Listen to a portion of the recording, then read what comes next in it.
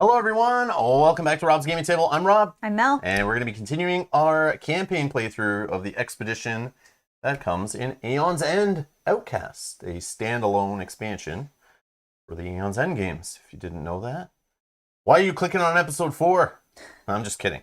But yeah, we played episodes 1, 2, and 3, which are different scenarios. There's story stuff, spoilers, obviously, with this kind of stuff. So check out the playlist link down in the video description. Go to episode 1. If you just found this randomly on YouTube. Hello, everyone joining us live. Hello. I see a lot of familiar faces. Hello, everybody. Hello.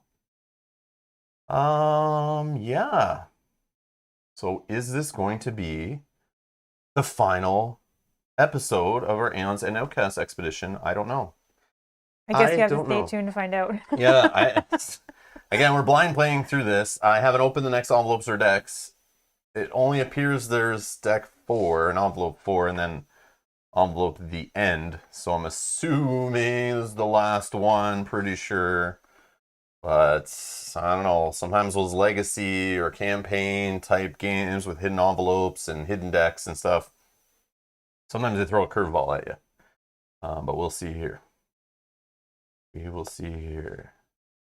Okay, I don't know what else to talk about to kill time while others show up, other than thank you to our supporters on Patreon. If you'd like to support the channel, the links are down in the video description. If you missed it, Mel did a painting stream last night. I did. Painting some Lord of the Rings, Shadowed Paths characters, Gandalf and his 2 little dwarf buddies. Yes.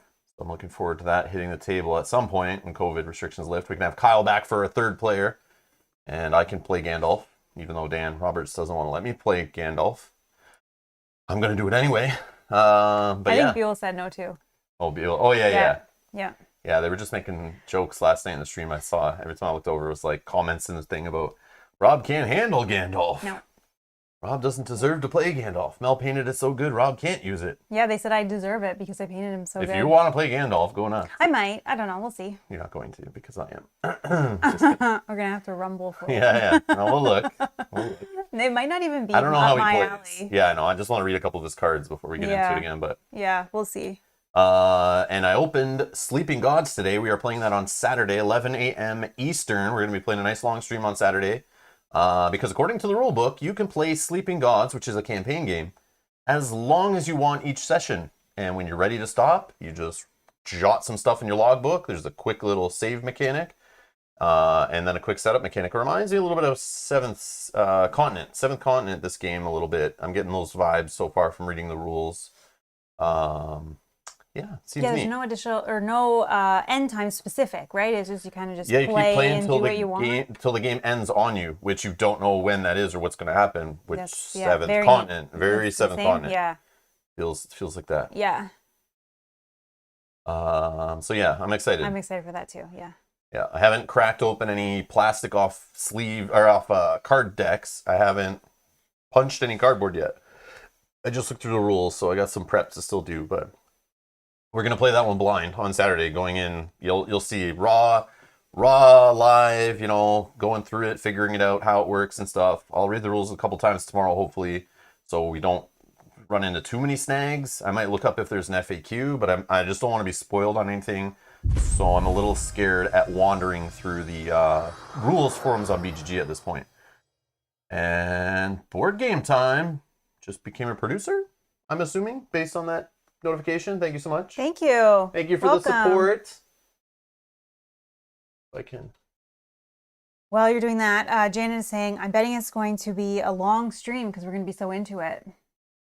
On Sleeping Gods? Yeah. Yeah, it says it could play up to like 20 hours. So I'm assuming it could be a 20-hour stream if we keep going.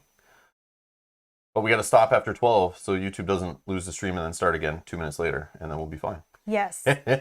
Stop before we hit 12. I don't think we'll do 12 hours. No, because my gosh. we gotta play Arkham Horror the next day too. So I don't want to be totally wiped where that game's punching me around like a punching bag because I'm not catching things. Yeah. But we will keep playing it every Saturday. We'll continue Sleeping Gods as long as it takes. So we'll play it every Saturday and we'll just keep it rolling. So you can join in or play along with your copy as you're going.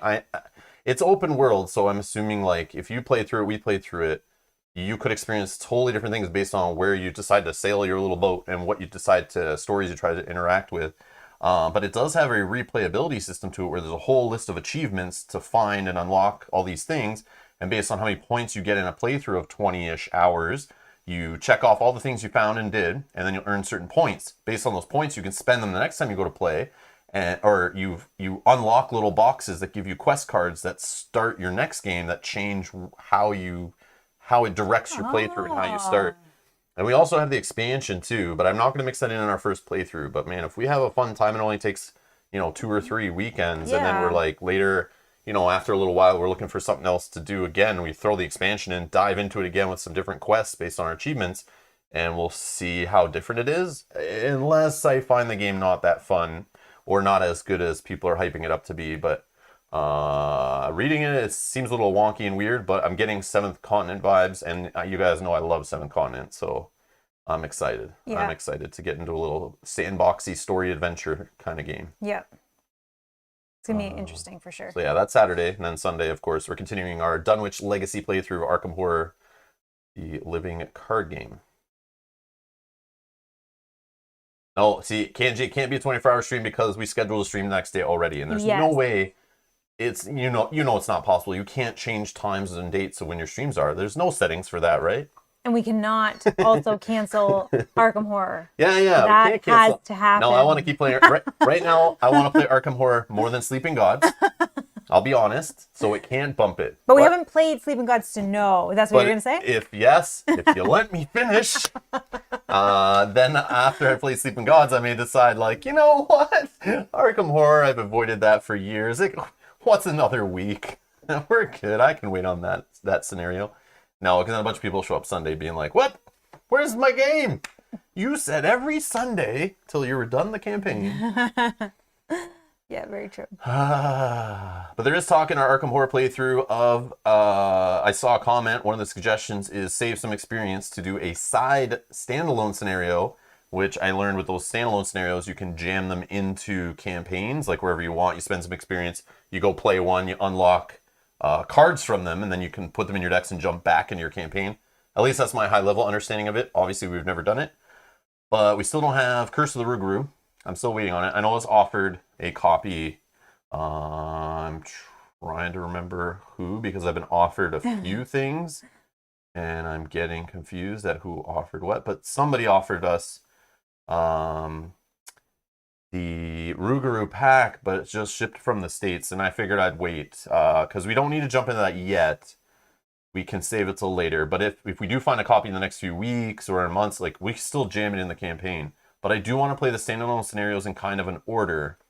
So we have all of them except for the Arkham Horror one and the Rougarou, I think.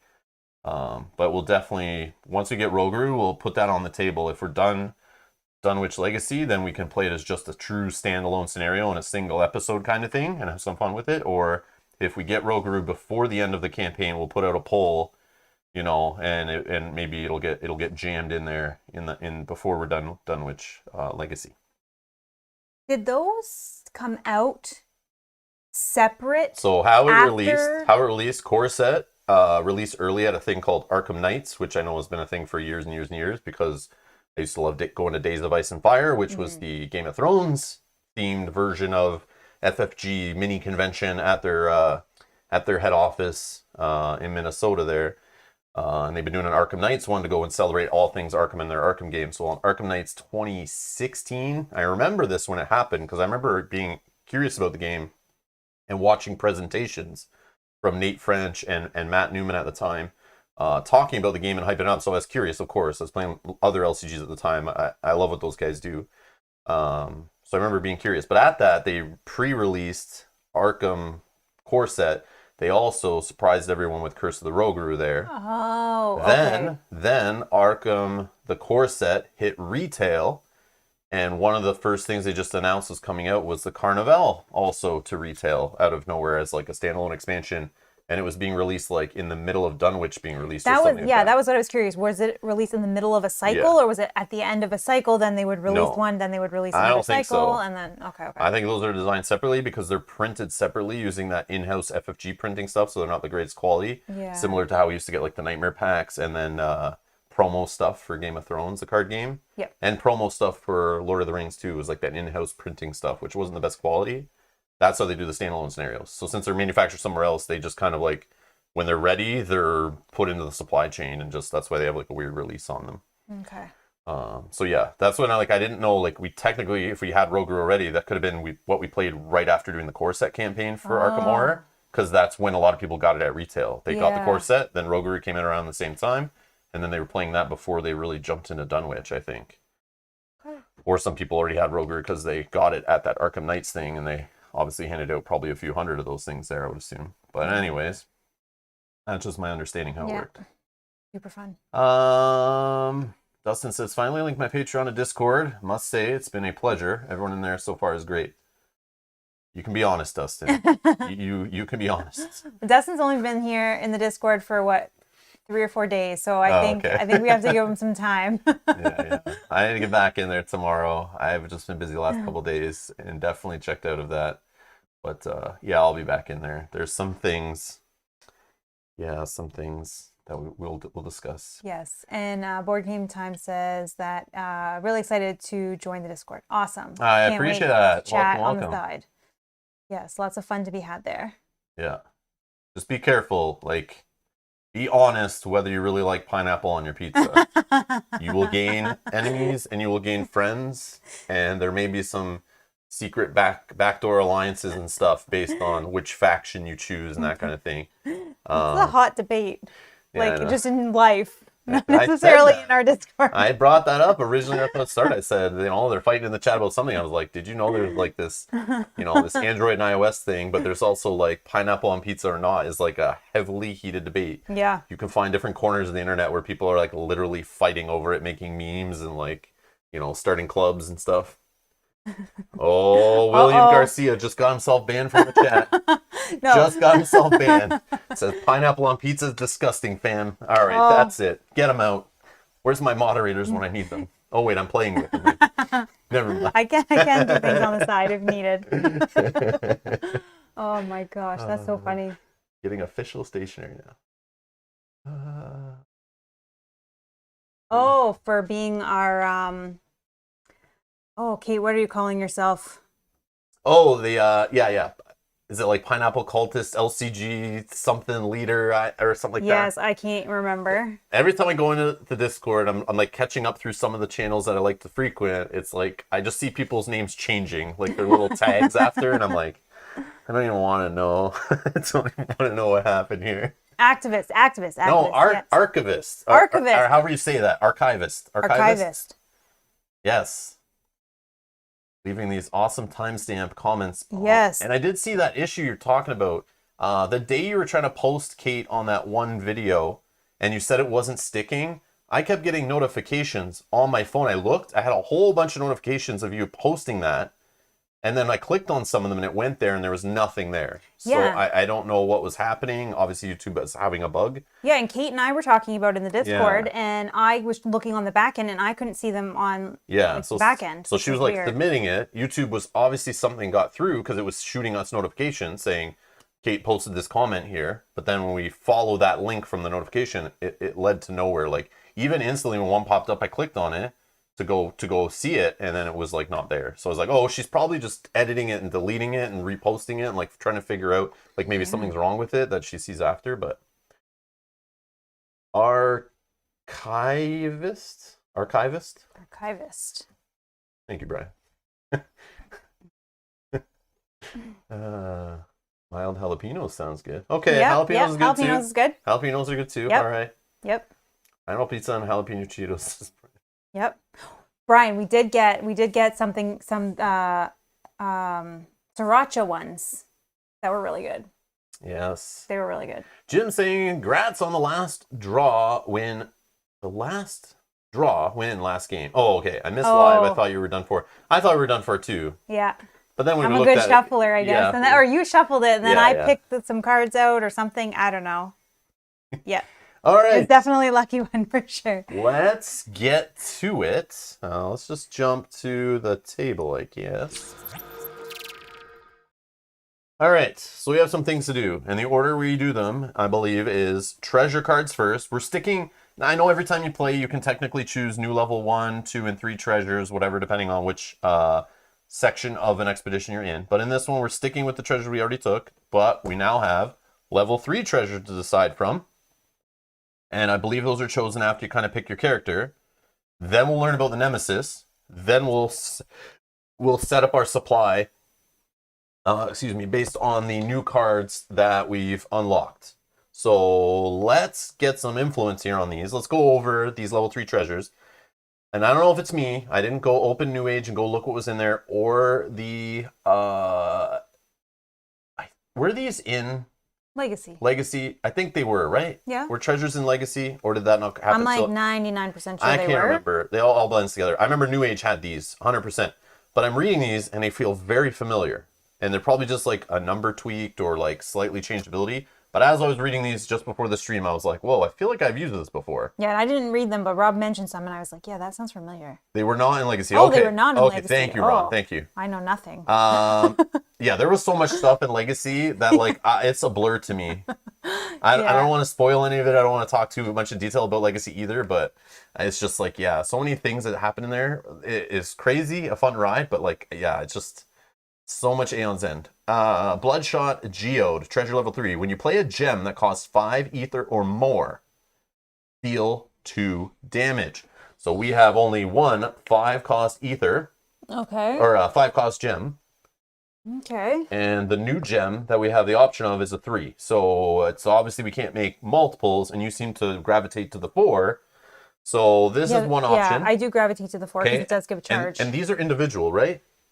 I'm pretty sure these are individual. I want to double check. Like, I know the number 2 are a group. Each player chooses a level 3 treasure from the barracks to use for this. Yeah, and you place it on your player mat, it says. And may be only used by the player that chose them. Okay, perfect. I thought so. Okay, so that's the first one. Bloodshot Geode, okay? There's going to be a test at the end of this, so make sure you're paying attention. All right. Me or them? Everybody. Everybody. Yeah, you too back there. I see you. Wake up. All right. Treasured Stone. At the start of your first turn of the game, gain a gem from any supply pile. So you could grab any gem and get money going right in the deck right away. Okay? Okay. Treasured Stone. Sounds great. Better than a kidney stone, for sure. It's treasured. All right.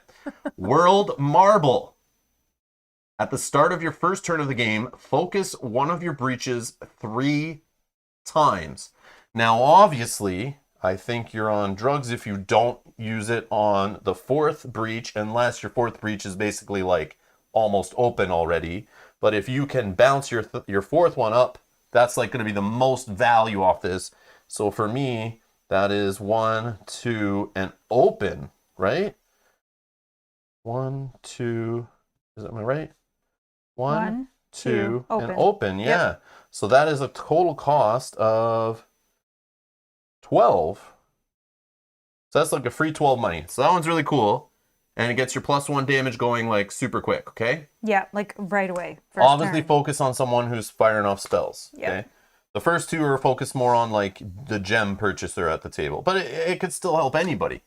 Like these are good for anybody, just maybe more powerful for certain focused play strategies. And this is Rebound Gauntlet. Once per turn, when you cast a spell that costs 5 ether or less.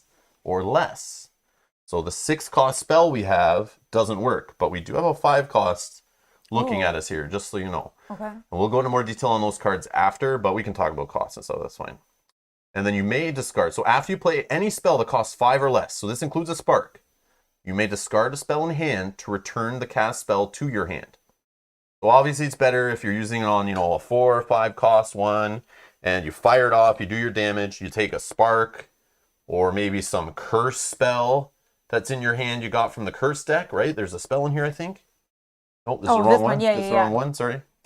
Meant to be pointing at that pile. Yeah. Yeah, curse bolt. So you literally could toss a curse bolt or a spark from your hand to take that 4 or 5 cost spell back to hand, and then play it out that turn later. You don't have to discard a spell, right? You just have to discard any card? No, a spell. Spell specific. Okay. It's just like a spell for a spell. Okay. But I mean, as long as it's cheaper than the one you're getting back, but then sometimes even there might be synergies. Yeah. Where you want to get, if you're using paired storm, maybe you want to keep that paired storm because you just drew into a second one. Now you can slap them both down into your breaches together, and then they fire off and get more damage because you've done 2 on a turn. So there's cool stuff like that. I see little combos happening off that one, but that one's really cool. So it's Rebound, Gauntlet, basically allowing you to cycle 5 ether or less spells. Okay. And is that once per turn? Yeah, it's once per turn. So you can't do it multiple times if you have multiple spells in hand or whatever. Then we have Armored Pauldrons. When you play a relic that costs 3 ether or more, deal 1 damage. So like everyone kind of usually buys a relic or 2, maybe not, I don't know. But if you're the relic purchaser, that's a way to deal 1 extra damage. And that works on this relic, or this relic, or this relic, because it's 3 cost or higher. So you'll always be doing damage if you're playing relics over and over again. But again, it might be easier to get the damage off that one than it would be to play a gem that costs 5 or more to deal 2 damage. Which one are you going to see more often? Which one will get you more damage?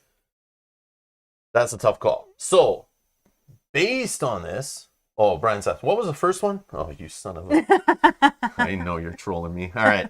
When you play a gem that costs 5 ether or more, deal 2 damage. So this is or more.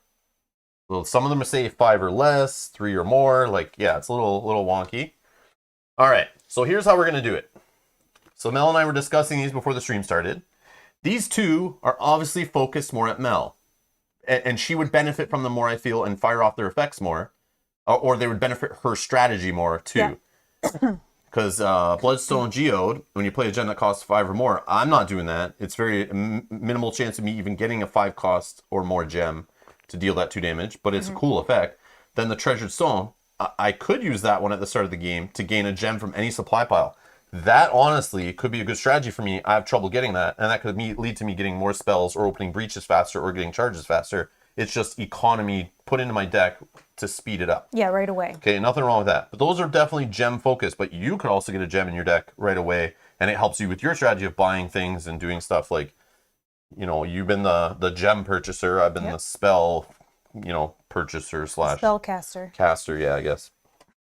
So those are really focused at Mel's strategy, I think, but it could go either way. And then these ones we kind of decided like, okay, this is like focusing a breach 3 times. I mean, that would work great for you because even if you got your 3 or 4 open pretty quick, your sparks are doing a little bit of damage too, right? Yep. But in general, I just have more spells in my deck, so maybe me getting a breach open leads to more damage being generated over the game in theory. Yeah, I only have 2 sparks to start, so I'm not. Yeah, and I'm kind of blocked. In trouble. I'm kind of blocked by these not being open. When I end up getting, you've seen me almost every game. I'm holding a spark in hand early in the game because I'm clogged. Yeah. And I'm firing off sparks when I prefer to hold them because they keep coming, and I don't want to clog my hand, right?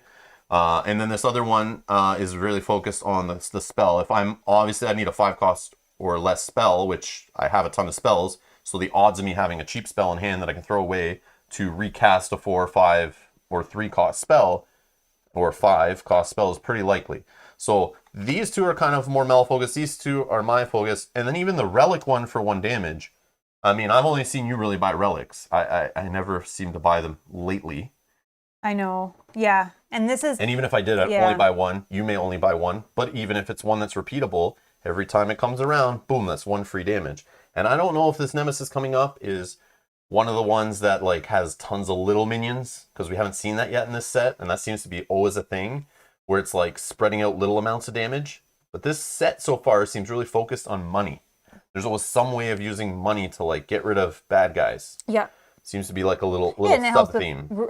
Getting rid of power cards and yeah. So I don't know, but this dealing 1 or 2 damage might be the key to this next one if it's one of those ones that has like lots of little bugs, or a sideboard with a bunch of little tokens you can fire away for 2. Yeah. We've seen so many that are like that. Exactly. Yeah. But that's just the vibe I'm getting based on them showing us these treasures. So, based on that, the only 2 I would really take, I'm going to put in a poll here quick, and you guys can vote in the chat and choose out of the 2 that I want, you pick. And then out of the ones that are left over, you guys can vote for which one Mel takes. Because maybe something is better for her. We'll see. See if it works this time. And I'll read your comments in a second while we kill time while you're voting. Which of those 3? Okay. Just let me know if that doesn't work, but I just threw the straw poll in there. So go ahead, take a few minutes. You have a few minutes, you can go vote on which one of those 2. And I did put the text in the poll. So don't worry about if you can't remember what the card does. You can see it in the poll. You can read the text there. I may have shrank what it said, but you'll still get the idea. And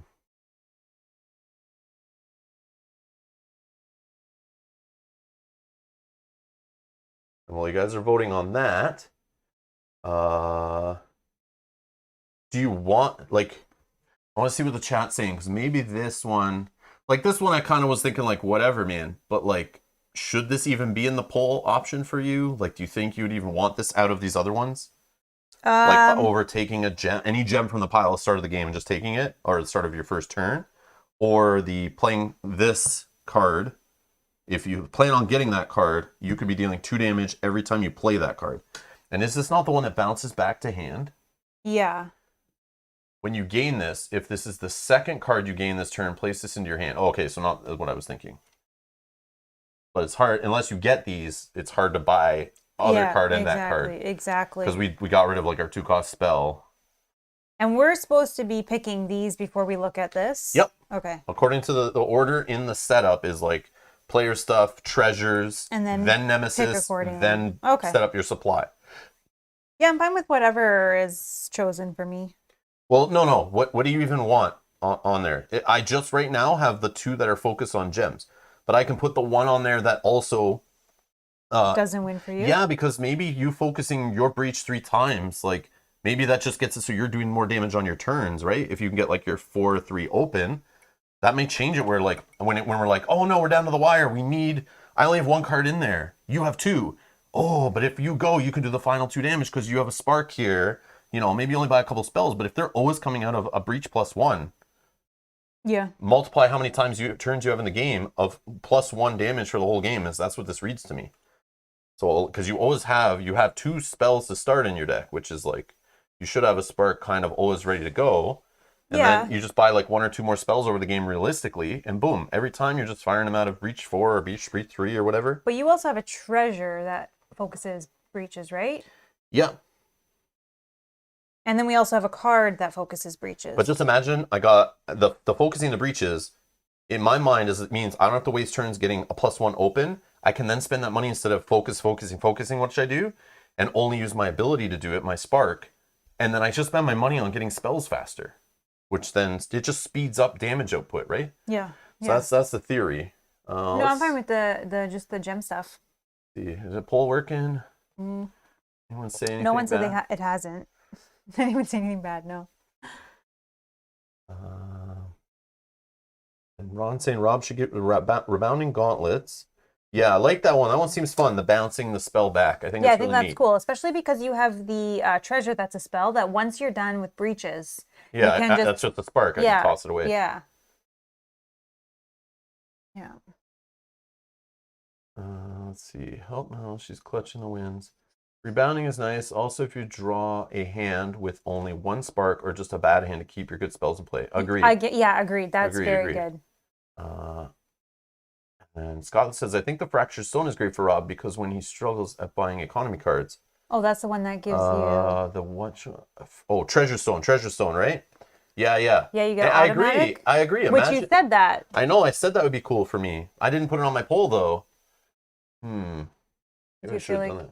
Me too? No, it's okay. But if there's a close tie, maybe we can mix it in. Again, I don't know. It's not showing results yet. It's going to take a minute. I don't know what happened. Remember on Tuesday did the same thing where we sat here forever. Here, I can show you.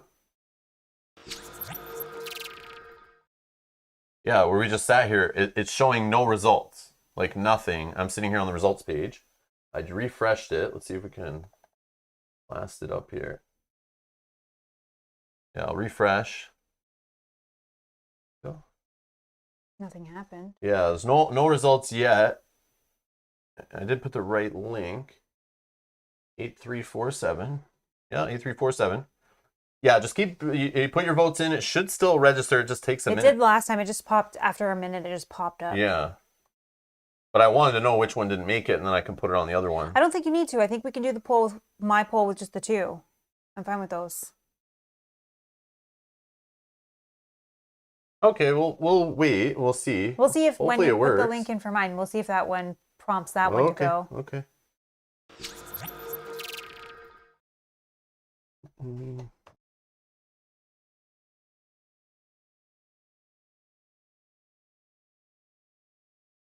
Okay, I'll just create the poll with Mel having those 2 options. We'll copy the link. Oops. Let's do share. Copy.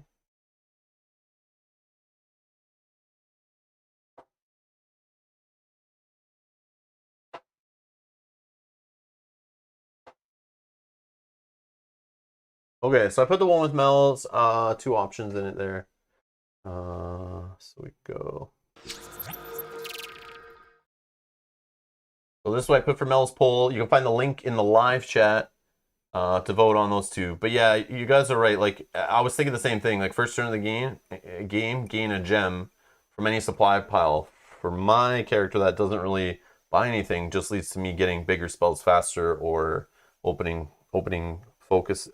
breaches quicker. Yeah. It is a nice thinking outside the box play for sure. Let's see the other one. Yeah, I don't know what's going on.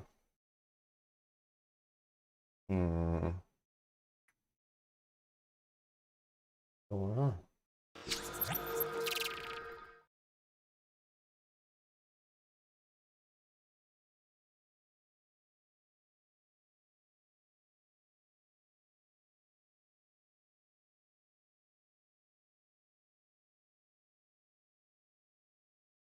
If I throw a vote in there, it kicks it in. Oh, that sucks. I don't know what is happening. Click on the vote. Can you click on that? Yeah, it just goes back to like the voting page. Yeah. And then did you vote? Yeah, if I vote, I've already voted. So go to results. No results. That's too bad. I remember the other day we were sitting here complaining, and then it just all of a sudden started working. I don't know. Okay. Why don't you just tell us how you voted? Yeah. Oh, it worked. Okay, it's working for one. Mine worked. Yeah, interesting. So what's the deal here? Maybe no one voted for Everyone you. get the jokes in for well, no, I voted for it. So like I did a vote and it still doesn't work. So there should be at least one. Oh goodness. Okay, so it looks like either way. Here, I can show you. So it looks like either way. Here's the Mel poll. It's actually results are coming in, and it looks like it's a heavy lead for the Treasured Stone, which I would have been an option on my poll that I regretted not putting on there, but that's fine because you guys want Mel to have it anyway. So we're good. And so if I go to the other one though, let's see if I refresh. No but dice. Maybe you just leave it up like that for a minute. And like Scott's saying, you can maybe talk about the Nemesis and the other stuff while we wait to see if it updates. True. I know. It will, because mine just all of a sudden it just popped. Yeah, that's weird. Yours sat there for 0 for a while too, and then it finally worked. Yeah. So we'll go with the Treasured Stone, and then we'll talk about the Nemesis, and we'll see what happens. Okay. Okay, so I will take this one. Interesting. Okay, so... Wherever you want. Right there. Doesn't matter. I'll put it right here. It's at the start of the game, so I'll put it right here for now, and then once I put the gem in, I can just put it off the screen because they won't matter at that point. Okay, so let's read some story. All right. Intro to Battle 4. The group falls silent. Zahana stares at Zaxos in disbelief. Takrin draws a breath, but before he can say anything, she holds up a hand to silence him. Zaxos, she says slowly, her voice dangerously calm. Why would we destroy the fountain? We're here to use it, to bring back the people we lost. I'm afraid that's impossible. People don't come back. Zahana shakes her head, refusing to listen. That's not true. You said it collects ether. You said we came here to fix what you broke in the fall. You said we could bring it back. We could bring back my husband. Zaxos smiles a thin, sickly smile, his face pale from the concentration he's still holding on his spell. There's no humor in his eyes, just a grim determination. I lied. Isn't that what you always expected from me, Zahana? I lied, so you would come here. I couldn't trust you to do it any other way. But Thraxir, the Fountain of Souls doesn't bring people back, does it? Takrin steps forward, his voice full of dread certainty. It takes their ether and twists it, turns them into nameless. Zaxos nods, and Ilya only just manages to grab Zahana by the arm before she lunges at him. Zaxos turns and gestures to Thraxir.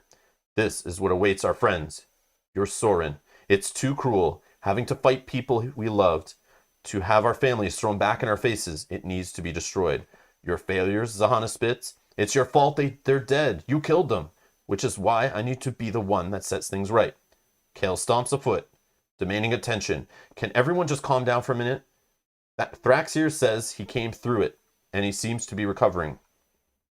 I have some of myself, Thraxir says, his voice still strained and unnatural. I barely remember my name, but years and years of bloodshed.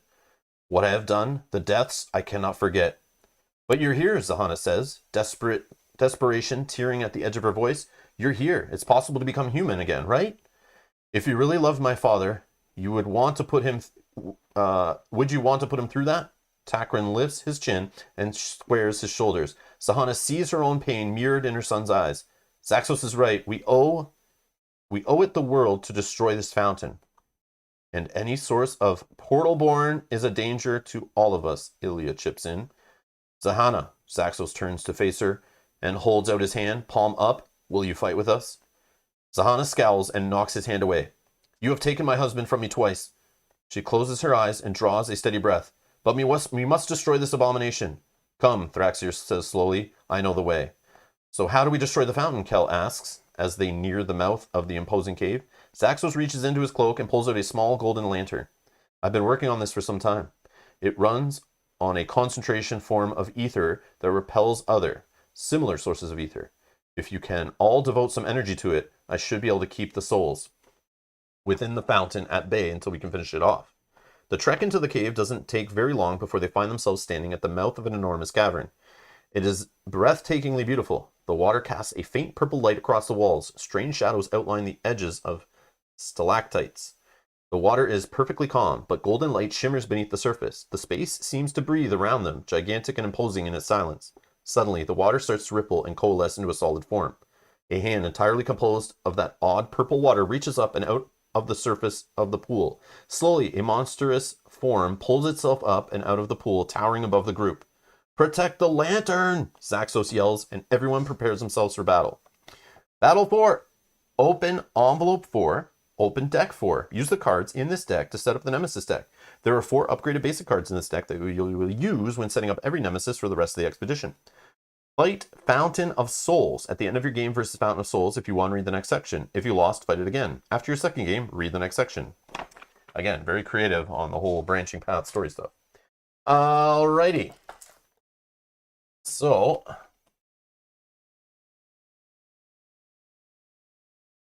Yep, still no votes. Well, we broke straw poll. What we're gonna do is flip a coin. No, we'll just take votes in the chat because it's like the poll is still not working. So I don't know. Let me do the vote thing again and see if I could go to results.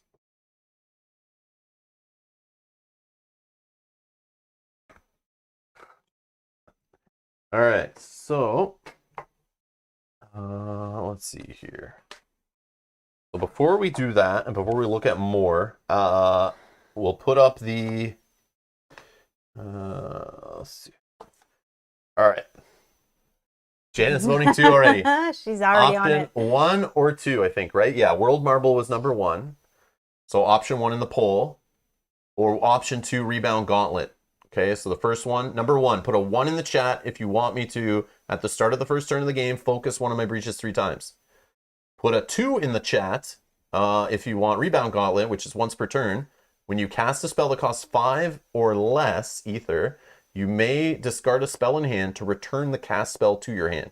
And I'll just go with the majority. We'll just give it like 30 seconds or so to account for the delay. So just throw a number 1 or 2, and that's the one I'll roll with.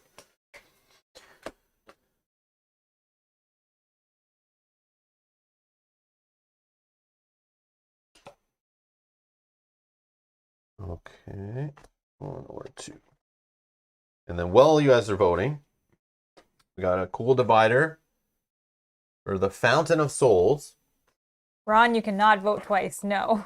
But you haven't voted yet, so you're good. So we already were spoiled on the the Fountain of Souls because he's on the front of the rule book. Oh. Come on, guys. Buy other art and put that on the front. Or for the first guy, put the big killer bunny on the front. On the front of the box, too. I don't have the box. I don't think so. Yeah, he is. Oh, this guy is? Yeah. Oh. Yeah. Oh, he's also on this. Oh. He's also on this. Lame, lame, lame. We made it to him. Come on, guys. I know it's not a legacy game, but you got the guy hidden in an envelope. Don't put him all over the freaking box and manual. Although it probably is like the best art that's in here, so I guess that makes sense. But they could have just blurred him out and put a big question mark over his head, right? Could have done something like that, or black him out like the silhouette, you know, and do the voice alter on him. Change to hide his identity. All right, so we got a sideboard, of course. Oh, little tiny tokens. I feel a boss that has a lot of little things of damage coming on, maybe.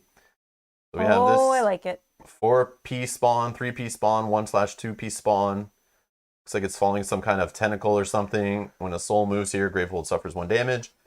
Then there's this lantern that we know we gotta like throw energy on. So maybe that's a spot where we fill with tokens or something to keep it alive. Yeah, to keep it bright. All right, so how this guy's work? Oh yeah, I should probably. I think it was 7. So let me total up the ones. You total up the 2s. Okay. Yeah, 7 2s. 4 game time switch. So I just quickly count the ones, but I'm at like 10. Okay, yeah. So 1 is the winner because I have 7. Okay. All right. So, but it was close. So race. the focus in the breach makes sense. Okay. More straightforward. That's probably where I would go. Like the other one, I think is more fun though. It's more fun, but will it happen? There's like, yes, you can plan for it, but.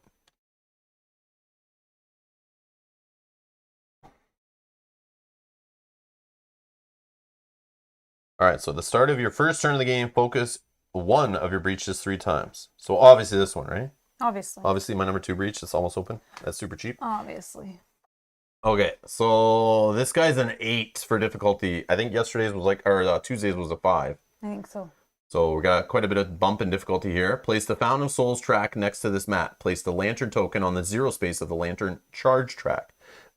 Add an additional supply pile consisting of all soul fires. When playing with 3 or 4 players, the players collectively gain 1 or 2 soul fires from the soul fire supply. But we don't gain any, right? Place 2 souls on the starting space corresponding to your player count on the Fountain of Souls track. Place the soul reminder card in play. So let's open up this. Deck number 4. The baby deck. Yep, just the wee one. All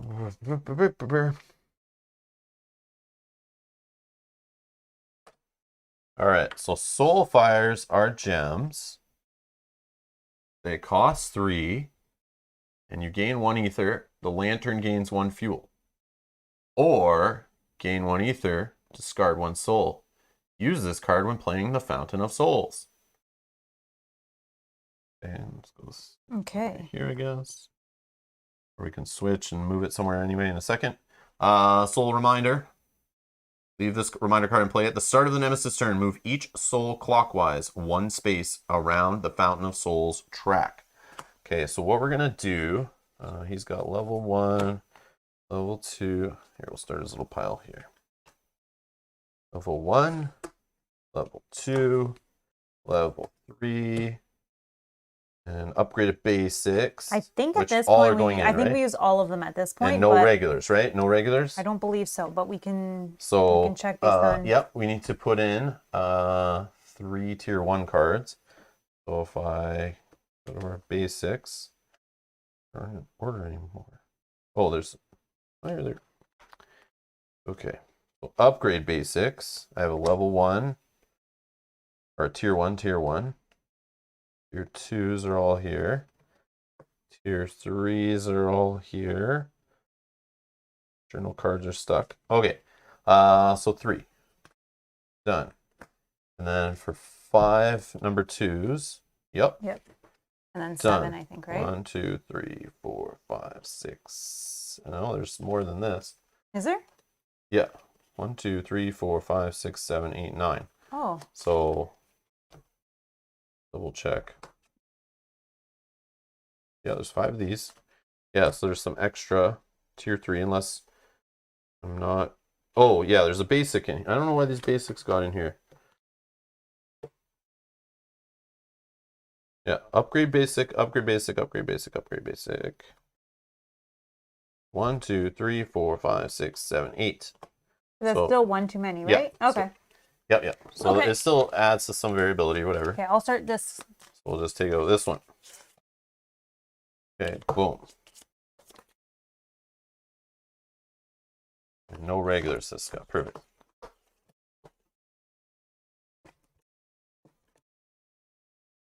Ooh.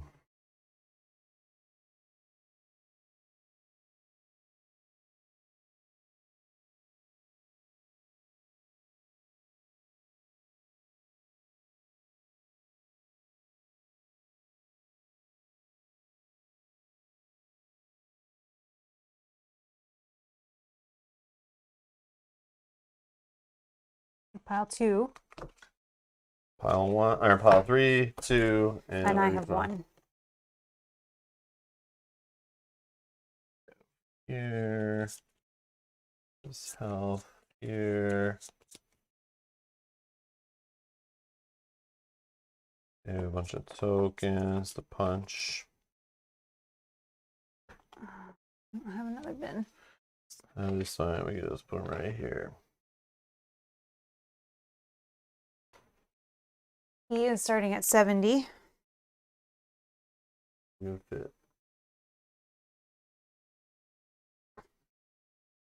I don't know if that's too big. Slide these over. I don't know if that fits under your mat. Probably not, right? Or you just put it off the side. Doesn't matter. Oh yeah, I can put it off to the side. But let me just give you the rest. And the lantern token. Okay. Alright, so setup saying place the Fountain of Souls track next to this card. So up here somewhere. These won't be here, so that'll be more space. Okay. Place the lantern token on the 0 space of the lantern track. Add an additional supply pile consisting of all the soul gems things. Here, let's put this like... The curse deck, we can just keep off screen. Yeah, because it'll reference it when we need to. Okay, curse deck off screen. Okay, I'm playing with 2 or 3 or 4 players. They collectively gain 1/2 soul fires, so we don't gain any. Place 2 souls on the start of the track, so the 1/2 player spawn there. We literally put 2 of them like that? I think so. Okay. Place 2 souls on the start space corresponding to your player count on the Fountain of Souls track. Oh, I see. Okay. Place the soul reminder card into play. Okay. He's 70 health. We can do like up here or something. Reminder. Okay. So now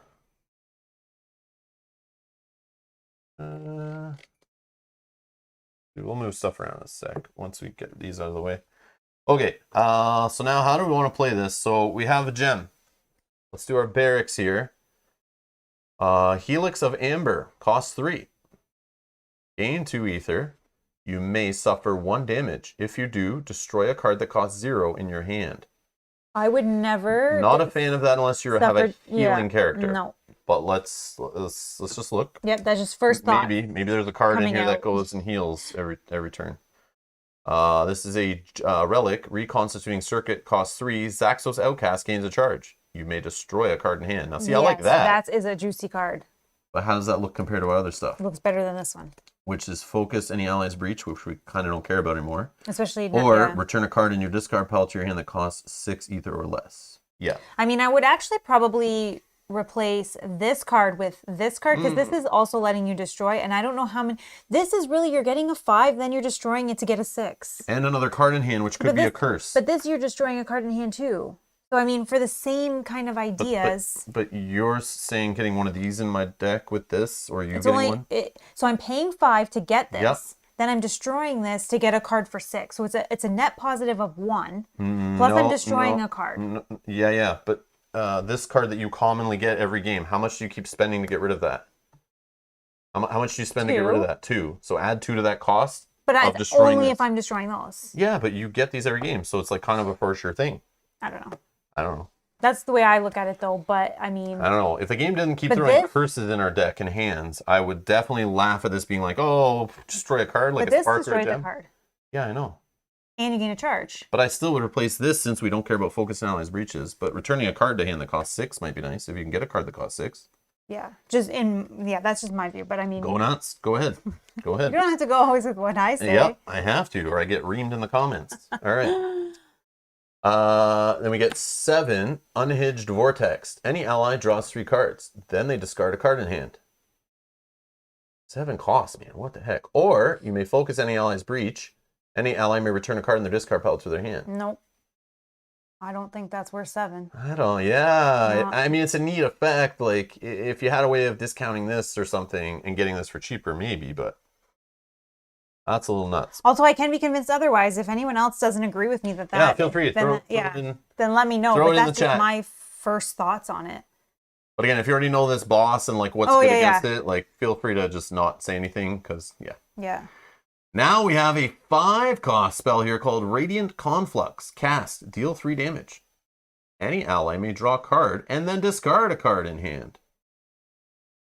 Which card did you take as your treasure? Not the one where you have to discard a spell, right? No. Nope. So this would go good with that. Yeah, that's exactly what I was. But in general, a 5-cost spell. But a 5 for 3. But we saw that we can get my breaches open fast now. Yep. So this one that gains an extra charge when all my breaches are open seems amazing. Yep. I wouldn't want to replace that. Dealing 3 and healing Gravehold 1 life. Yes, there were moments where maybe healing Gravehold 1 life, we wouldn't have been 1 card flip away from losing because last one, if the Nemesis went, we knew we were going to lose on Gravehold dying. And looking at these just for face value, the 5 for 3 is both the same, but I'd rather have a heal on Gravehold that even if it happens once or twice a game, versus being able to draw a card. But I'm still going to focus on Twisted Fang. It hasn't failed me, but we're still going to read the front of this guy's card, which I forgot. I just realized now. So the Nemesis, back to the front. I did this yesterday, I think, or on Tuesday too. Unleash. Place 3 souls on the start space corresponding to your player count on the Fountain of Souls track.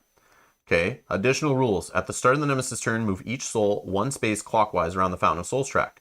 When the lantern has 3 fuel, any player may use the lantern during their main phase to discard up to 5 souls distributed among 2 adjacent spaces. Then the lantern loses all of its fuel.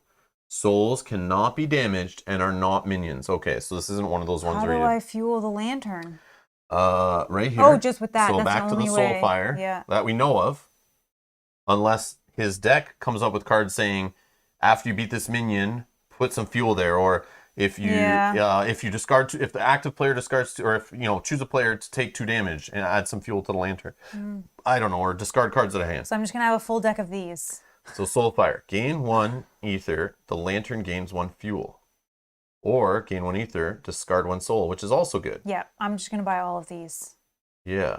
That's going to be my deck. Well, good thing you didn't take the ability that's use a gem that's 5 or more. Yeah. To get 2 damage dealt. Yeah, and I can start with one of them in play. So we said no to this relic for sure. No. It's out. Yeah, it's out. Oh, here's the one that we banished, which, again, if you don't agree with me, we can... All right. No, Melzo was right. I keep getting told. And it's co-op games I'm not allowed to like. No one even said anything. I said that and no one even made a peep. Like, no, you shouldn't do that. Told you. But you don't have to agree with me. Told Just you. cause. No, they all do. Mel's fan club is here. They're like, it's like Trump supporters just thinking everything he says is the truth. You know, they just get all crazy with it. But then it's like, you know, not calling you Trump or anything and not calling you guys crazy. But, you know, sometimes people are blinded by fake news, you know? Am I fake news? Oh, gosh. Okay. Back to Dragon this says, one. busy building piano. Cannot comment. Yes. You're building a piano. Nice. Nice. You're an interesting fellow. Yes. Really, he's just building the piano for another place to put painted dragon miniatures and board games that he's collecting because he's running out of space other places. And he's probably been yelled at to stop keeping them on the floor. So he's like, and you can't buy any more shelves. Get rid of some board games. So instead, he's building a piano just for more space. And then inside the piano, you can store even more stuff in there. So that's really what's happening. Yeah, see, Kate says, I feel like we need context for their info, Dragon.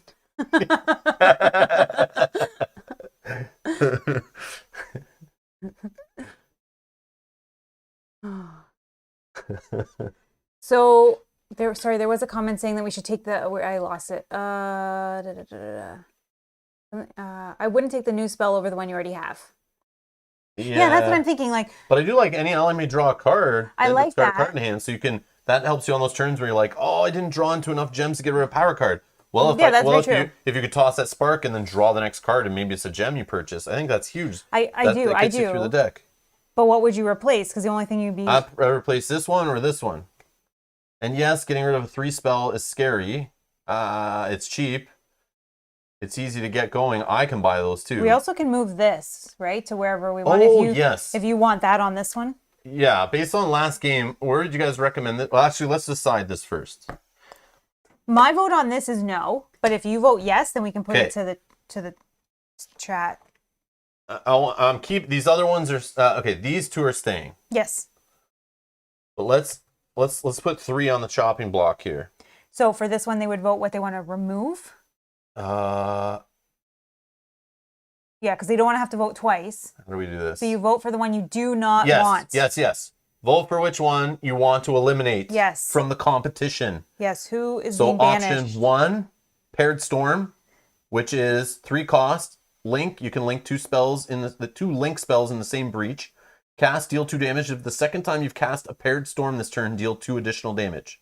Okay, the potential's there, but you got to line them up. A little bit of work to getting those in play at the same time, and yada yada. Number 2 to vote for in the chat is Lightning Arrow. Cast, deal 3 damage. You may discard a card in hand. If you do, Gravehold gains a life. Okay, then for also 5 costs, so it's a 3 cost, a 5 cost, and a 5 cost. This is the new one, Radiant Conflux. Cast, deal 3 damage. Any ally may draw a card and then discard a card in hand. That's vote number 3. So drop a 1, 2, or 3, and that is the one you want out of our game. Yeah, who is being eliminated? Get it out of here. So which one is the worst out of those 3 you wouldn't want in this supply pile? Jim slamming the 2.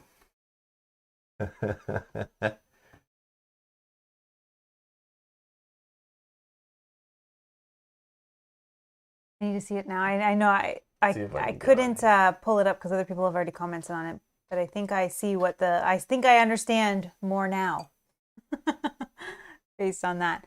I'm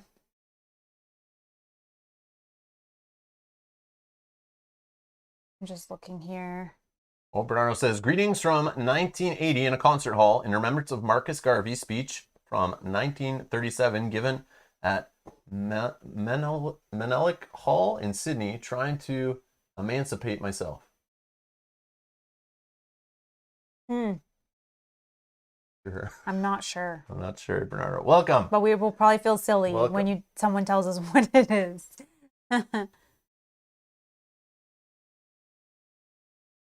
I'm just going to see if I can somewhat tally this. Yeah, you go ahead. No. No, I can.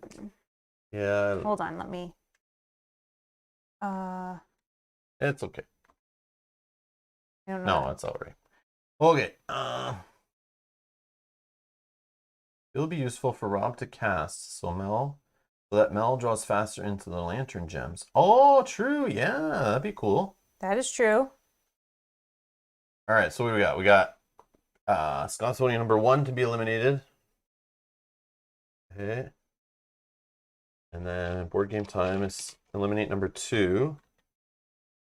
It's being made out of Lego. Oh, that's sick. Oh, I love it. Here, let's see. Yeah, you can. You don't have to. I made it bigger, but you can make it a little bit smaller, so you can see the whole thing. Yeah, might not look the best on here. Yeah, but... sorry, it's coming through phone, but that's awesome. We totally get it now. That's amazing. I was like, man, you craft pianos? That's like a crazy skill. That's like, awesome. That's like the woodworking and fine motor skills and all that, but Lego, that's a whole other level of coolness. All right. All right. So sorry, now it's going. Oh, sorry. 3 is gone. All right. So then eliminate 3, says Dustin. Jim's got her 2. That goes to 3. Scott's got a 2 under Jim. Is that I right? got that. Okay. And Bob 1.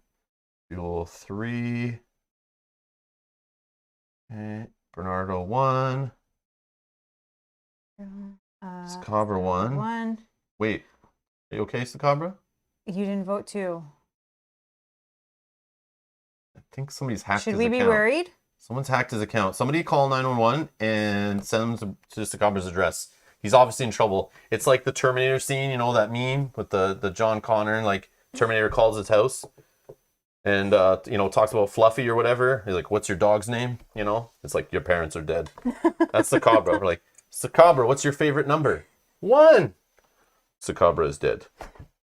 Oh, Scabra said, that's how strongly I feel. Yes. And I feel like the same. He wanted to I eliminate that feel one the too. same. Get it out. Get it out. Okay. We'll go with this. That would be cool. This would be cool. Well, now that this is in play, I like this card a lot. I like Paired Storm a lot, but again, knowing that we have so many cards in our Aeon's End collection, that would be sick to have in certain setups or randomly chose and work with it. Yeah. But right now, it's just I don't know. But I don't know what this guy's doing completely, what's going on here. Yeah. So. But I think the way we're going to have to build this is you're going to go very spell heavy. I'll try to buy these, and we'll try to both focus on. So based on that, that's Scabra the winning vote. They're the final vote, the nail in the coffin. Bye-bye, Paired Storm. So we're going to put Twisted Fang here.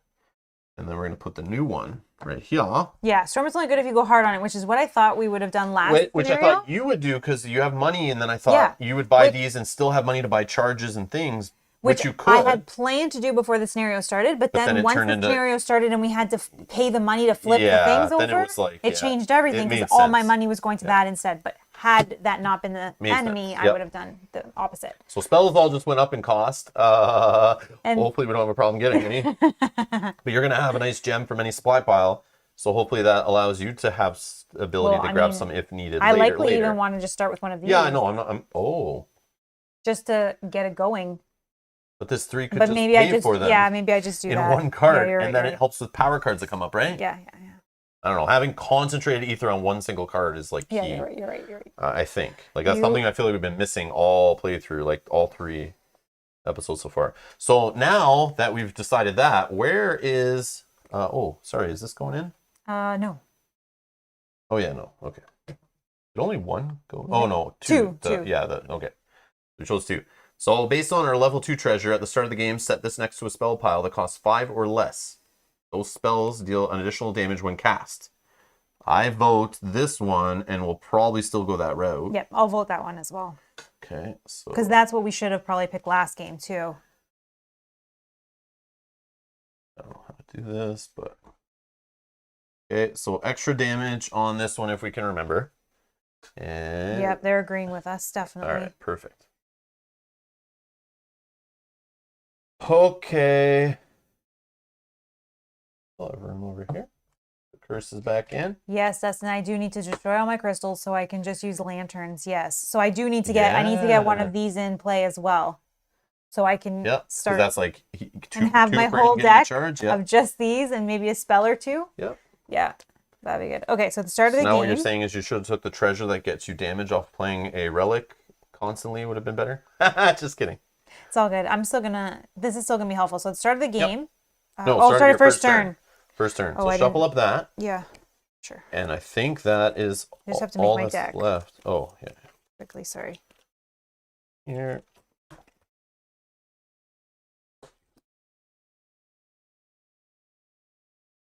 Okay. Sorry, 2 seconds here. I need a spark. I need 2 crystals. So it is you first.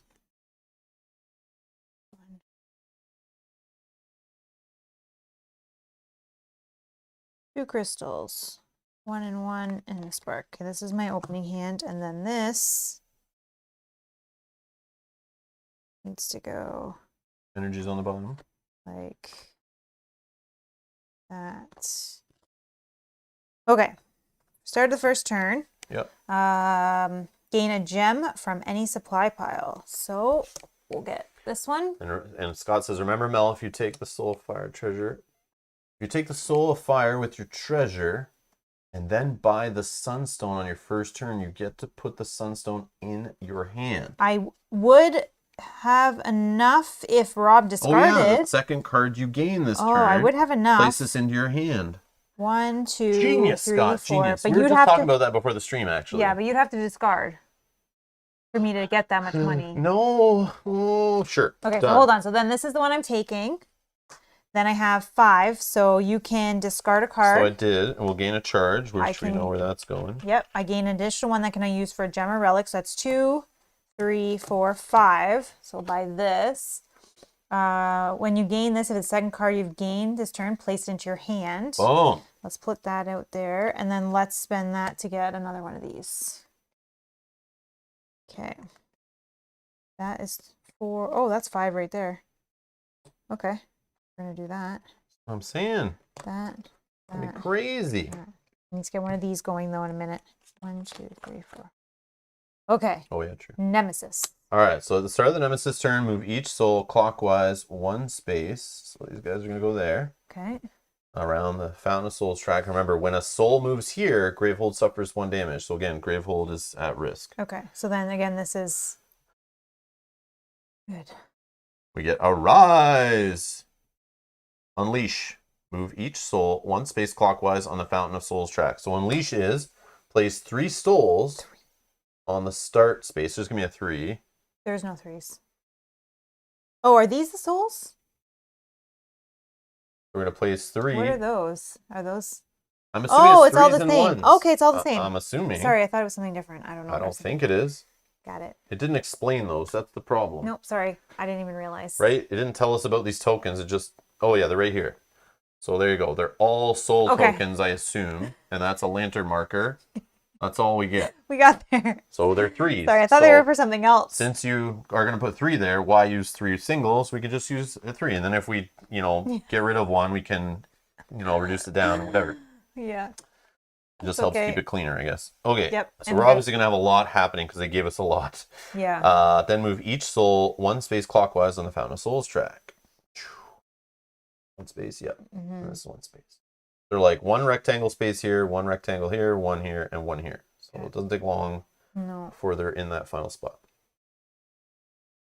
But if we get this lantern up to 3, We can remove 5. any player may use the lantern during their main phase to discard up to 5 souls distributed among 2 adjacent spaces. So, for example, we could clear that. All right. Okay. And we move forward. That is done. 2. Me again. All right. Just don't want to put. You just don't want to put 9 singles in a spot. yeah.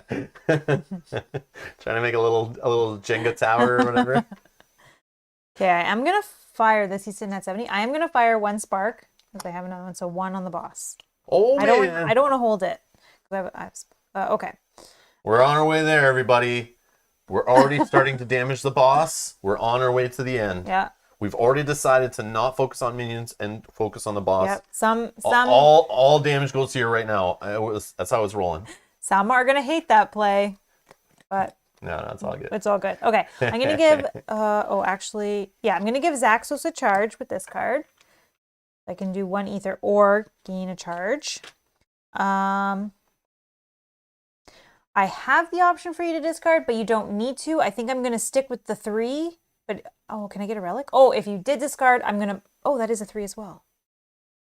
I think I'll go for an extra one of these though first, and then I'll go for that next round. So it's up to you. I'm not gonna spend the additional one. I don't need to know. Okay, so then I'll spend 3.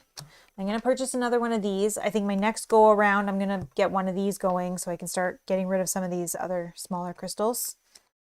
And then I will discard them in this order.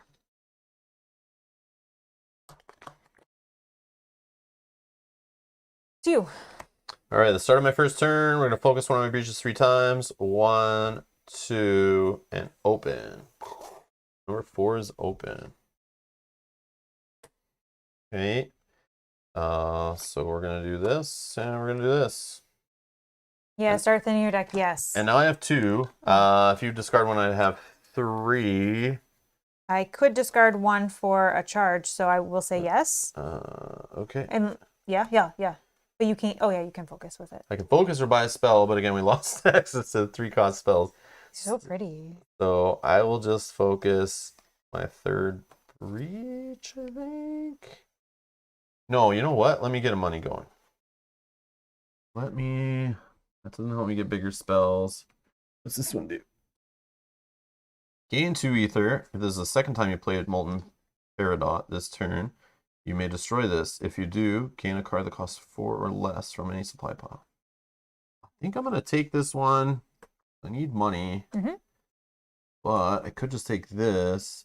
I mean, that does 2 things at the same time, but I mean, gain it's 1. only 1 money versus 2. Yeah, maybe it's not the best. But I do need get money coming back to back. I'm going to try to get bigger spells faster, I think. So even just 2 ether and 1 card is the play, I think. But I might regret that later when we're like panicking here. And if I could have just got the lantern up 1 more. And I know. Feels rough. Okay. But maybe I can damage faster and we just race this. Yeah. Okay. Nemesis. So each soul's moving clockwise. All right, we got the Labyrinth Wraith. Wandering. Reduce to 1 all damage that is dealt to this by abilities and player cards. During any player's main phase, that player may spend any amount of ether to deal an equal amount of damage to this. Persistent. Unleash. Any player suffers 1 damage. They're really going to make it hard for me to decide where to put my money now. Yeah. Stupid game. Agreed. But that's I know. That's the sub theme in this set. I've noticed it's all about ether, being used, being tough where to spend it. That's the focus, and they're keeping it true here, obviously. Yep. But that is an upgraded basic, so it's not really tied to this guy specifically, but it is annoying. That was the card you drew? Yep. It's you. Oh, yay. Well, guess I could just do 2 damage to it. But then I don't get to look at my discard pile. I would draw into 1, 2, 3, 4, 5. We're talking. Yeah, that's fine. Okay, so I will just do 2 damage to it. And then we'll go 1, 2, 3. And if you discard a card, it could be 4, and I could get my first real spell. If not, I will just... No, to help you get a spell, I will. It's not a benefit, but I will because... Which we know... It just automatically deals damage right off this Poison Heart. Is that the thing? Yeah, it says 1 additional. And once it's empty, it'll do another +1. And from mean breaches, yeah. Yeah. It'll do even more. Very good. Yes! All right. Oh, I'm supposed to shuffle this. It is 3 damage, but this guy reduces all damage down to 1. Yeah. Each effect, right? So that +1 didn't matter in this He's got like case. Hardy, right? Unless I'm reading this one wrong, but I remember I read 1 card wrong. It says reduce to 1 all damage that is dealt to this by abilities and card effects.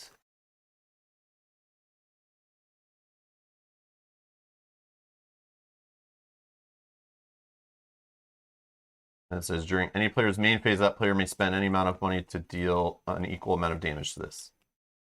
Like I have little weenie spells, so each one is only going to do 1 damage. But yeah, it does suck. I get this. Oh, sorry.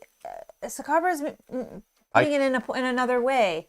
It's only by abilities and player cards. Oh, these are This is a player player cards. card. Yeah, Okay, yeah, okay, okay. yeah. Player card for sure. This is Okay, the okay. player card. Sorry. For a Yeah, second, I was like, and oh, ability it says down it's here. not saying spells. I So get it. I what's get it. another way to do damage to it?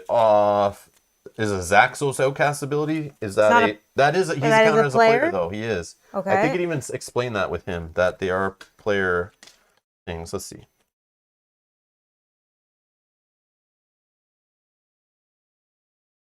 Effects that are triggered when a player resolves their ability are also triggered when Zaxos Outcast resolves his ability. Zaxos Outcast is not considered a player for any other purpose. Hmm. I don't know. Okay, we'll see if we even get to that point that we have to Yeah, I worry don't know about why it. they're saying it that way, like only covering player cards and abilities. And I'm sure someone in the chat knows, or someone Yeah, in the but comments will know No, later. no spoilers if it's something that we haven't seen yet. I guess we've But there's seen probably everything. stuff in the Yeah. general game that's existed so far that's a way to deal damage that's Yeah, not off a player card yeah. or ability. Oh, off of these cards. If there's ever Oh. damage an enemy to do something, maybe off of Yeah, certain. Because in upgrade basic, you could see this with any Nemesis.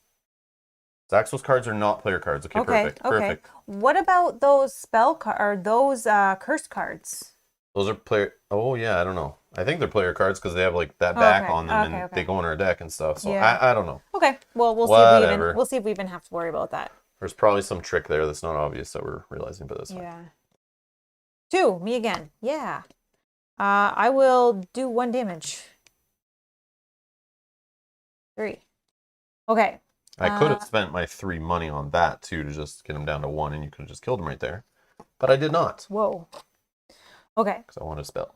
Or I could have done 4 damage and finished him off, but I want a spell. That's okay. That's okay. I can. Okay. So I have my 2 soul fires.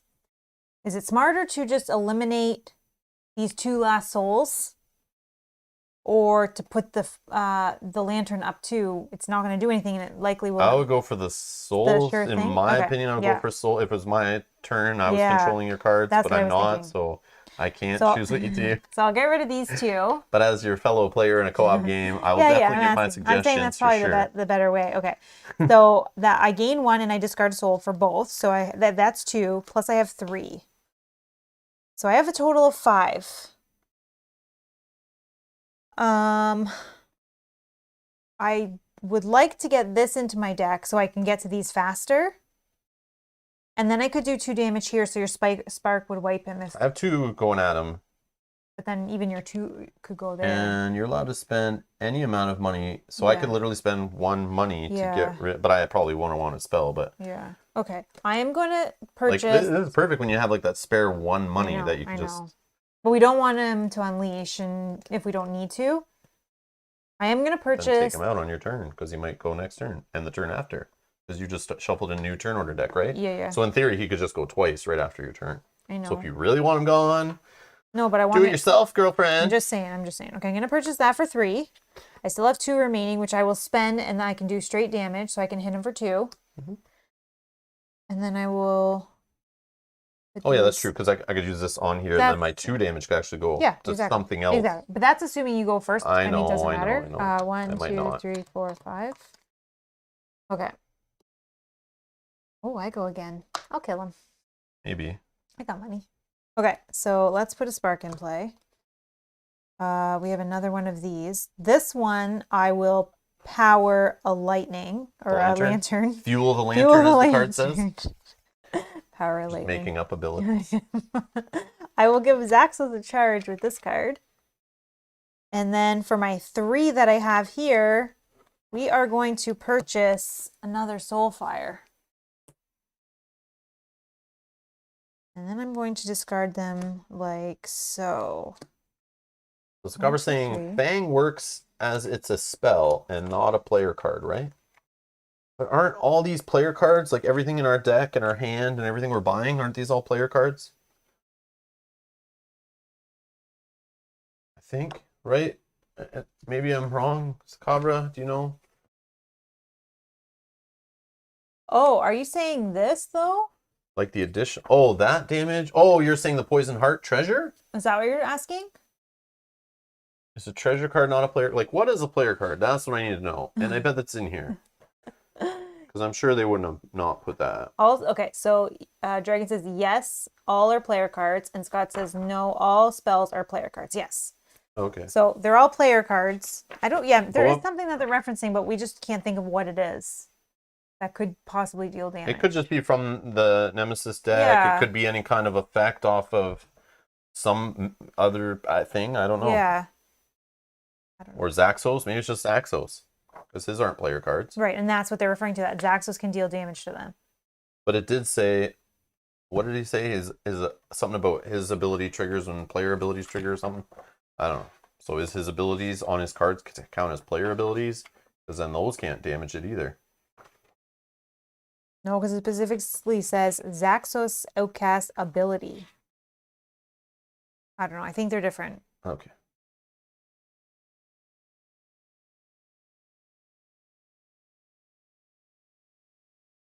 Whatever. It's fine. I don't care. We'll even see if it even matters. Okay. Yeah. It's just weird the way they say it. So Nemesis. Unleash, and any player suffers 1 damage. I'll take a damage because I didn't kill him. Oh, why didn't I kill him? I think maybe you did. And then you bought a charge, but you didn't like say like you No, didn't I remember? didn't. I bought a card. I just brain farted. That's all. It's fine. What? Because I brain farted and I purchased cards and stuff with I my. thought I heard you say that and then bought a charge. I or bought maybe a charge and then I bought a card. Oh. Yeah, I totally forgot. okay. I needed 1 for that. All right, so this moves, right? Yeah. Unleashing. That was my fault. Oh no, this is place 3 souls of the starting thing. Maybe did I forget to do that when he unleashed before? Or he hasn't yet? Yeah, this is the, yeah. No, but didn't he just leash on this last Yeah, card? that's why there's 3 there. Oh, okay. Oh yeah, this is the only card. What the heck is going on? I feel like more has happened in the game than actually has. Oh, we have to draw a card for him.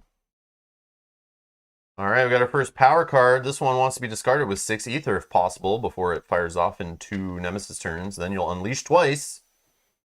Any player suffers 3 damage. Okay.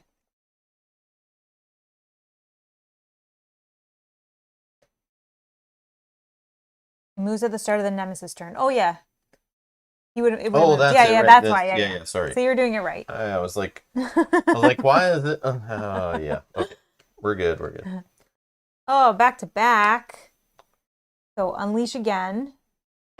So we're gonna add a 3. Yep. Oh, first they're gonna move. Oh man. Gravehold suffers. Does it come off? When a soul moves here, I don't know. Do we see that? Or does it? No, it just keeps going around. There's an arrow here. Oh. It keeps circling. No. That's not good. Okay, and then that. Oh, that's crazy. Okay, I see. Okay, any player suffers a damage. I guess I'll take that damage. Oh, we got a new subscriber, Boris Dennis. Thank you for subscribing. Welcome. Thank you. Welcome. Pull up a chair to Ron's gaming table. Welcome, welcome. Welcome. Okay. Oh, and J Puff. Welcome. J Puff Marshmallow Man. Welcome, welcome. Looks like the alerts be flooding in. And John Critenden, if I'm saying that right. Thank you for the support. Thank you for subscribing. Welcome. I'm sure that happened earlier, and the alerts, I don't know, they still haven't fixed them, so they just all come at once, like a little spam of them. Or maybe. No, but I don't It think would be so. rare that it was like. Because bam, like bam. no subs are happening for like hours, but before we used to get like, every little bit, every little while. Now they're all just in chunks. Yeah. Yes, welcome. Thank you. Thank you. All right. So what's happening? I took a damage. This thing. Oh yeah. Oh, Another power card, but this one we can't discard in any way that we know of other than Zaxos. Power 2, any player discards a Soulfire in hand and suffers 2 damage. Oh. So they're going to punish you for buying a lot of Soulfires if you have any in hand. I think Quick, destroy them all. I think it's you back to back here. It went me, Nemesis, then it's you back to back. All right. Interesting. So I will just fire on this guy. Thank you. Sorry about that. But first I'll do this guy here for 2. And then fire on him so that it goes in my discard in that order. And then any player focuses a level 3 breach. Okay. So I'll park that one there. Okay. So I have 2, 3, 4, 5. If you'd like to discard one, I would have 6 Yep. that I could use to focus or buy spells. I'll discard one, which will give a charge to Zaxos. In that case, I'm going to take Tornado of Insight. Yes, all in. Right? 2, 3, 4, 5. You gave me one of 6. Tornado of Insight in the deck already. Shane says, I may have missed it, but does Gravehold suffer 1 damage or 3 when those soul shards reach to that spot? Oh, because it's 1 each. Oh, when Asshole Oops. moves here, Gravehold suffers 1 damage. 1, Yeah, 2, so 3 3. damage. Yes. Wow. Yeah, you're right. Thank you, guys. Yep, you were right. Thank you, Shane. We were just looking at it as 1 token, not. Yep. Okay. I'm trying to play on easy mode. All right. Yeah, See we you just need to again. read cards and pay attention. All right, my turn. So 2 damage. No. I need to do 2. We know minions. Looking at what I got. 2 that I want to play. Good. Focus. Are you willing to discard a card on my turn? Mm-hmm. Okay, then. That changed things. I'll fire 2 on the boss. Out of my 4th breach. Then I will Twisted Fang there. Bark there. I have 1, 2, 3. But if you like to discard, I have 4, and I'll buy a Twisted Fang. Throw that in there. That gives Zaxos a charge. He's 2 away from being fully charged up. Okay, go ahead. Oh, I got to shuffle. Sorry. I should probably be spending money on this, though. What can I do? You can only buy from there and wait till they cycle through. Oh, that's all I can do, right? Yeah. Yeah. I know. I should have maybe pulled one of those in, but then I wouldn't have like a 6-cost spell already. And maybe we can just put this guy out of his misery faster than this puts Gravel out of his misery. Yeah. That's my theory. Me again. Okay. All right. Get rid of some of these things. Okay. Well, I have 3, but I don't know if you would want to even But if you just move this up twice. I can't with money. These aren't those Oh, cards. sorry. I thought those were. No, my bad. they're coming. They're next. I have 3, but if you want to discard, I could have 5. Yes. So I'll discard, and we'll gain a charge for Zaxos. Okay. Putting him 1 away. So I have 2 that have to be used on a gem or a relic. But I have a total of 5. I could purchase, actually, yes, let's purchase one of these, which is the gem, which I've used the 2 that I have to, plus 1. And then I'll spend 2 for a charge. Okay, and that charge will fire Zaxos off. Yeah, and that's all 3. Let's do them like this. And I Did didn't. we shuffle this? I can't remember. I don't know. I don't know. And I did not fire that. Zaxos, let us discard a power card would be nice, actually. Yep, that would be nice. Oh, I got to spend 6 on that other one. Yeah. And 3, 4, 5. Dang, I don't have 6. Pick our first card. Glowing Insight. Any player draws 4 cards and preps any number. Oh, I shouldn't have even drew my hand and stuff anyways. But, and preps any number of spells in their hand to their open or closed breaches. If it's you. I mean, I have spells to prep. No, I would let you go and do it. But it just sucks that didn't come out like later in the game, and so it was better, obviously, with the more. But I will let you do it. Okay. Or, we will decide. Well, you paid for that. Those most charges you get to decide. No, it's okay. 2. I only 3, have 4. 4. Am I? Was 1, 2. Oh, I had a crystal as well. That's 5. But I only discarded 1 card, right? Oh. Did I need to discard another one? What did I just draw? Yeah, I'll discard a second one if that's the case. Yeah. Sorry, I thought you did. So I just counted it as you did. That's my bad. Yeah. Sorry. That's fine. Okay, so then I would have only 3 cards, and I draw 1 more. Okay, so now I can put some stuff. That's there. That's there. Here. Wow. Or... Yeah, no, it doesn't matter. Okay. Good. So I did that. Put him in open or closed breaches. Done. Me again. Oh my goodness. Okay. Well, now I have a spark, so I'll do 1 damage to the boss. And I will, You sure? no, rewind. 65. Rewind. Because I have this card here, which I will, Exactos will gain a charge, and I may destroy a card in hand. I'll destroy a spark. All right. Okay, this will give me 2 ether each, and the lantern gains 1 fuel 2 times. So then Fire that I will off. fire that off so we can remove 5. So I guess we would, oh yeah. 3 from 3. here, and then either one of these is adjacent. This one, so I will give you a 1. Okay, so that's that. So I still have 2 from these and 3. So I have a total of 5. For sure? For sure. Okay. Yep. Read your 3, text on your cards 4, if you need 5. Yes. to. Just kidding. I'm kind of tempted now. I can either. Can you do this or no? No, I only have 5.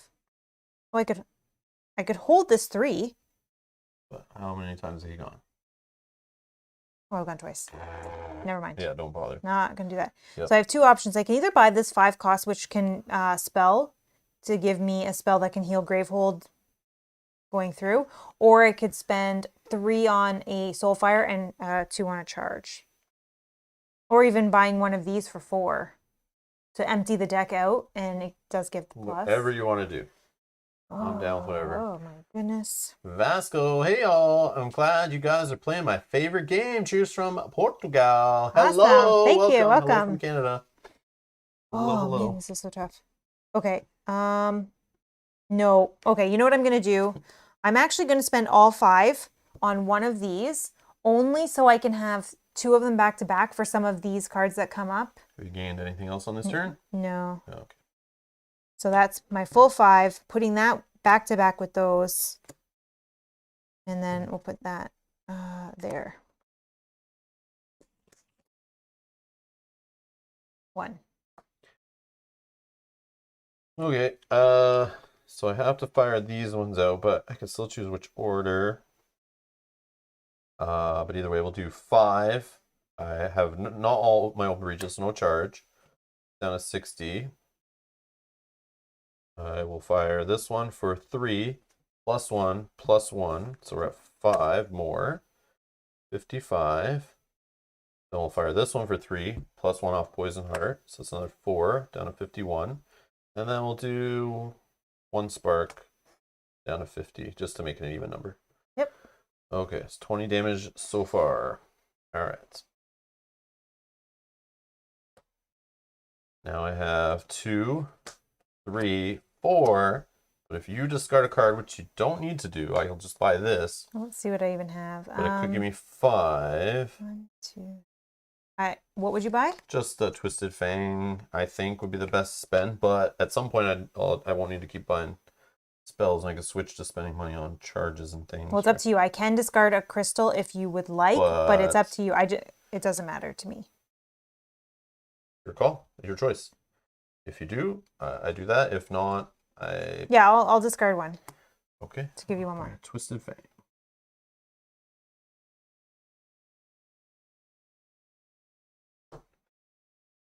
Three, flip, 5.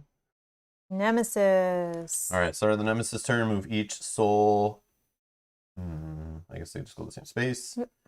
And then this fires off. Unleash twice, unfortunately. So that's 6 total. Oh, I assumed that had to go down to 0 because... too. After we fired that. Yeah. Then any player suffers 3 damage. Like this is a very bad I'll one. take 3. I'll take 3. So I'll go to 6 total. Yeah. I know. Okay. Anyways, I'll take 1 off of this. I feel like it was early to have that card. I know, but we still could have dealt with it. You did have 2 back-to-back turns, so if you did hold just like 1 money card, you could have done it. All right, so Chaos Strike, attack, unleash. Did you take 1 off of that? Yes. Okay. They put another 3 there in that starting space. Gravehold suffers 4 damage, down to 23. Then any player gains a cursed shard from the curse deck and places it on top of their deck. per shard. You give it to me because I have that card that can Destroy cards. on top of your deck. Okay. That's that. Next.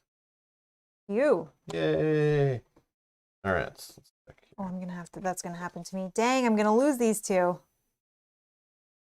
Dang it. I guess unless we say you, but you don't have any. No, you have to satisfy as much as you can, I think. So I will spend this for 2 damage on the boss man, down to 48, which will allow a player to focus their 3rd breach. Fire this other one. No, I'll just put this here. Okay. Now I have 1, 2, 3, 4. You are allowed to discard a card if you'd like. Will it help you?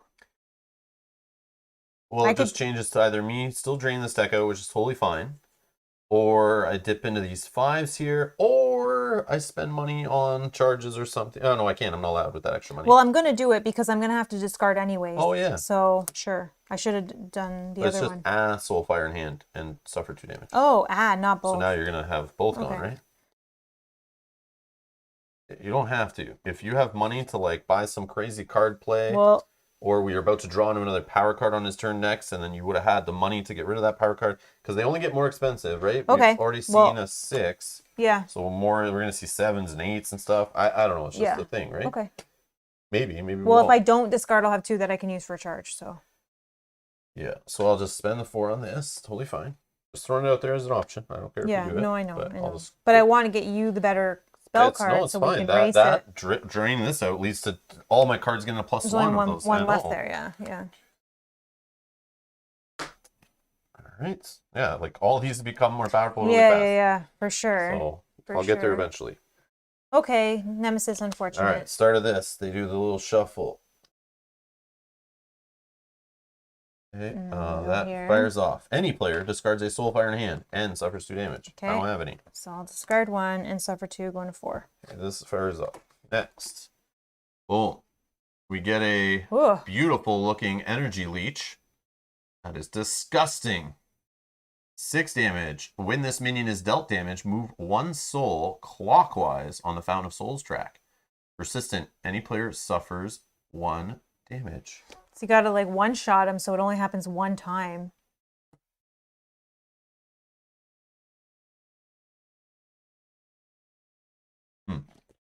That sucks. If I get to go twice before he goes, but or at least I won't be able to, I probably won't even damage him with these little damage because I don't want to keep trucking these along. Yeah, so I'll just have to like save up for a shot on him. Leeches suck. Dad joke number 1. The dad joke counter has begun. Me. Yay. You can shuffle that next if you want, because I don't know what's happening. You're just stacking the deck. It's all fine. You just want to go so bad. You're tired of waiting for your turn, so you've been palming your cards. I understand. Exactly. Okay, I'm going to give Zaxos a charge with this card here. My treasure. Okay, I have a Soulfire. So we can either move the lantern up, or I could discard 1.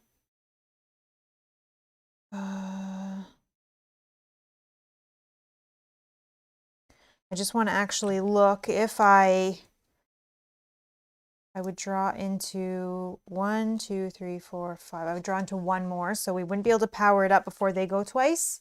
So let's just remove 1. I guess we get hit less. This gives me 2, which I will just spend on a charge.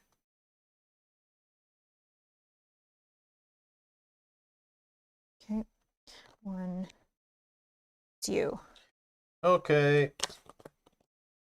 I'll do 2 damage on the boss. And I'll do another damage on the boss. Okay. And I'm going to get clogged up here and get my breaches open fast enough. So let's just pile in the big ones. I need 5 + 1 for this guy. 1 here, and then I'll hold. Draw 2. 2, it's me. Okay. I never have to fire this because I don't have any other spells in my deck. Okay. So I do have a soul fire. I will discard because I'm not going to be able to power the lamp turn. So I'll discard 1 soul. So we'll just change this 3 to 2. What? No? It's fine. It's fine. I just won't go again, and those are going to get there's 1 less damage that'll happen. Yeah, maybe. Okay, but that still gives me 1. So I have But that 1, one 2, less 3, damage could 4, lead 5. to 6 more damage happening later. Potentially, yeah. No, likely. Very likely. Okay, I have 5. So for 5, 1, 2, 3, 4, 5. I will take a soul fire for 3 and a charge for 2 for my 5. This has to go on the top of my deck. These 3 will go like this.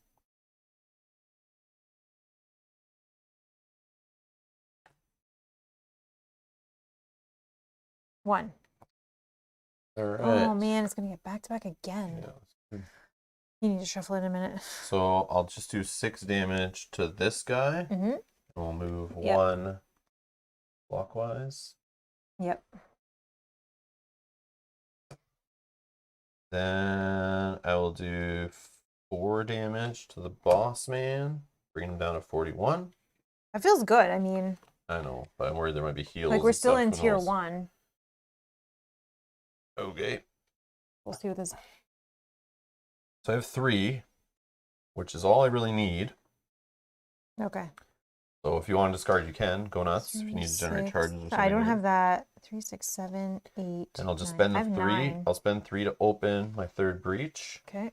And we'll slap down some damage. Good.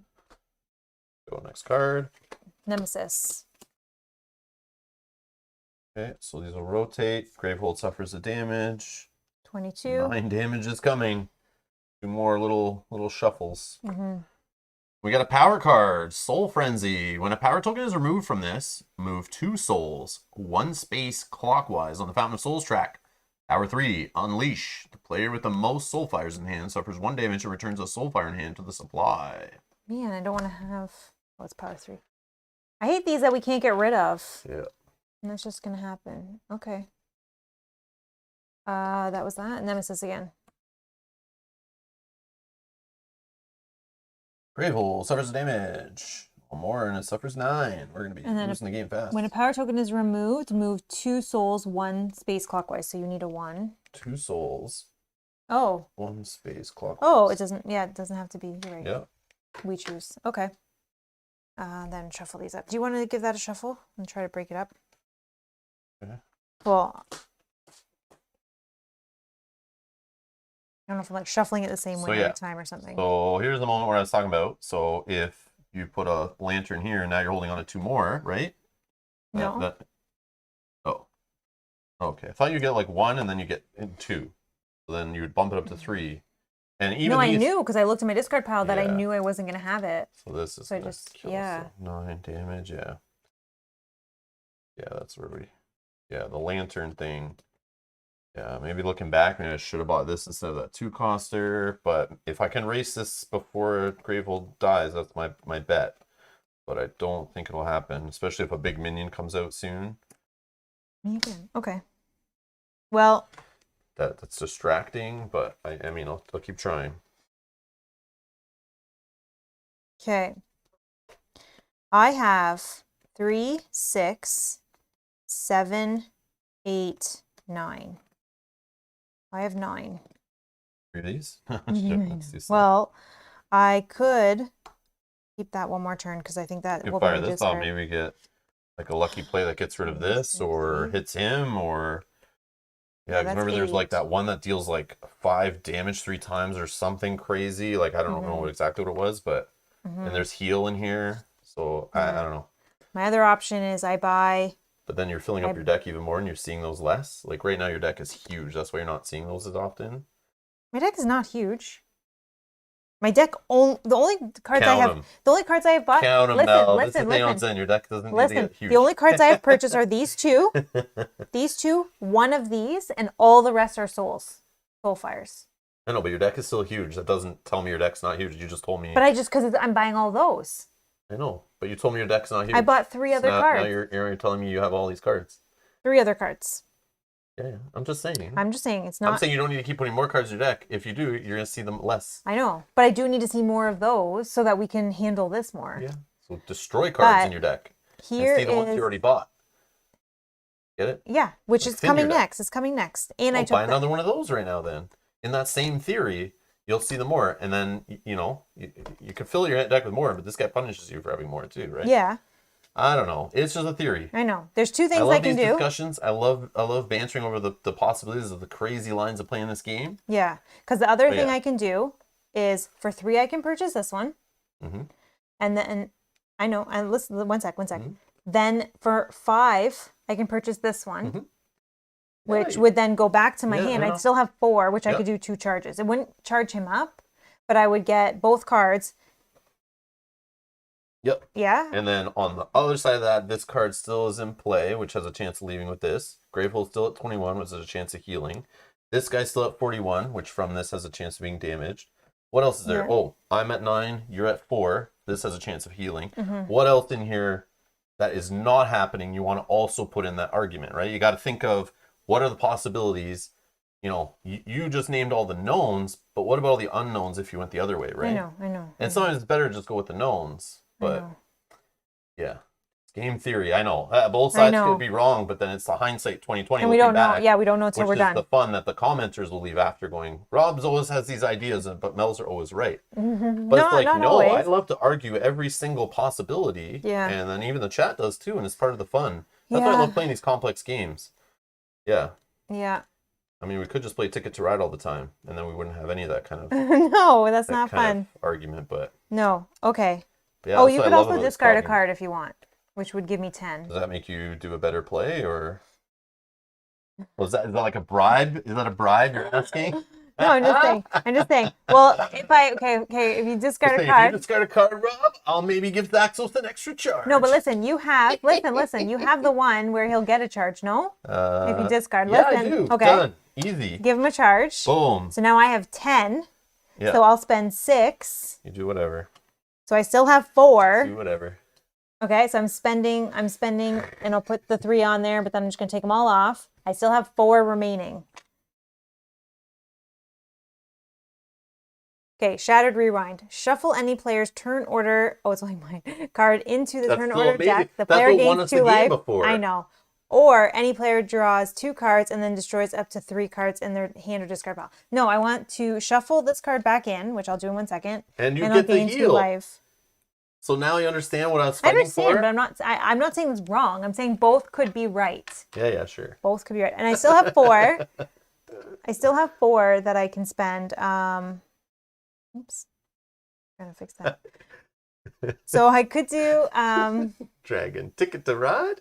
You subscribe? It's going to show in a second. Oh, you unsubscribe. So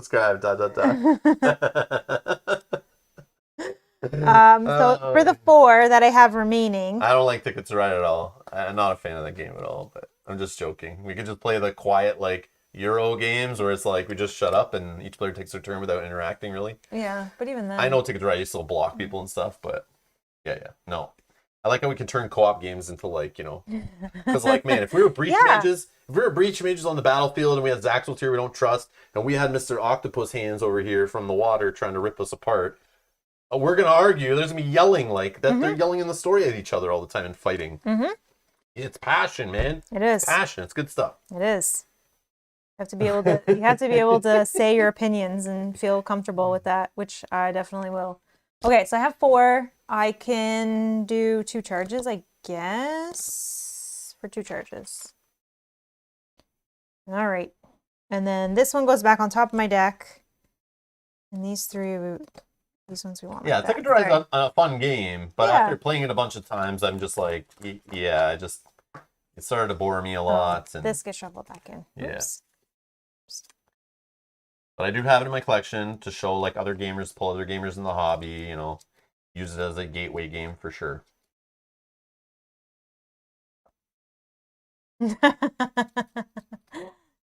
God, so the last stream where you had a train game in Arkham Horror was pretty compelling. Yeah, so It he's was. saying after playing on that train, he Yeah. can't wait to see a Ticket to Ride stream. Oh, yeah. That's a yeah. Were we arguing in that one too? No, but he's just Oh. saying like we're talking about train games and like he, Yeah.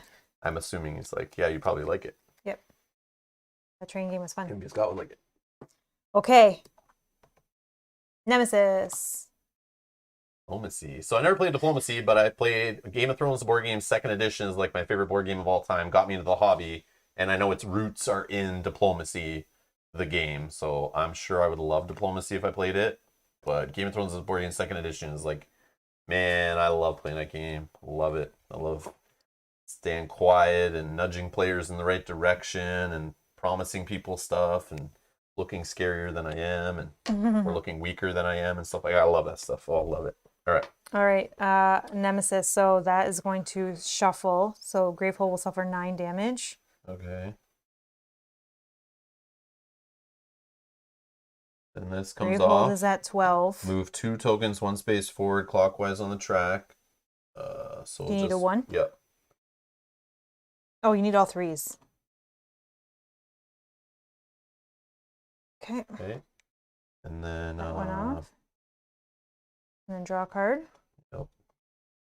Did I draw? Unleash twice, so some put of 2 these more things? 3s on there.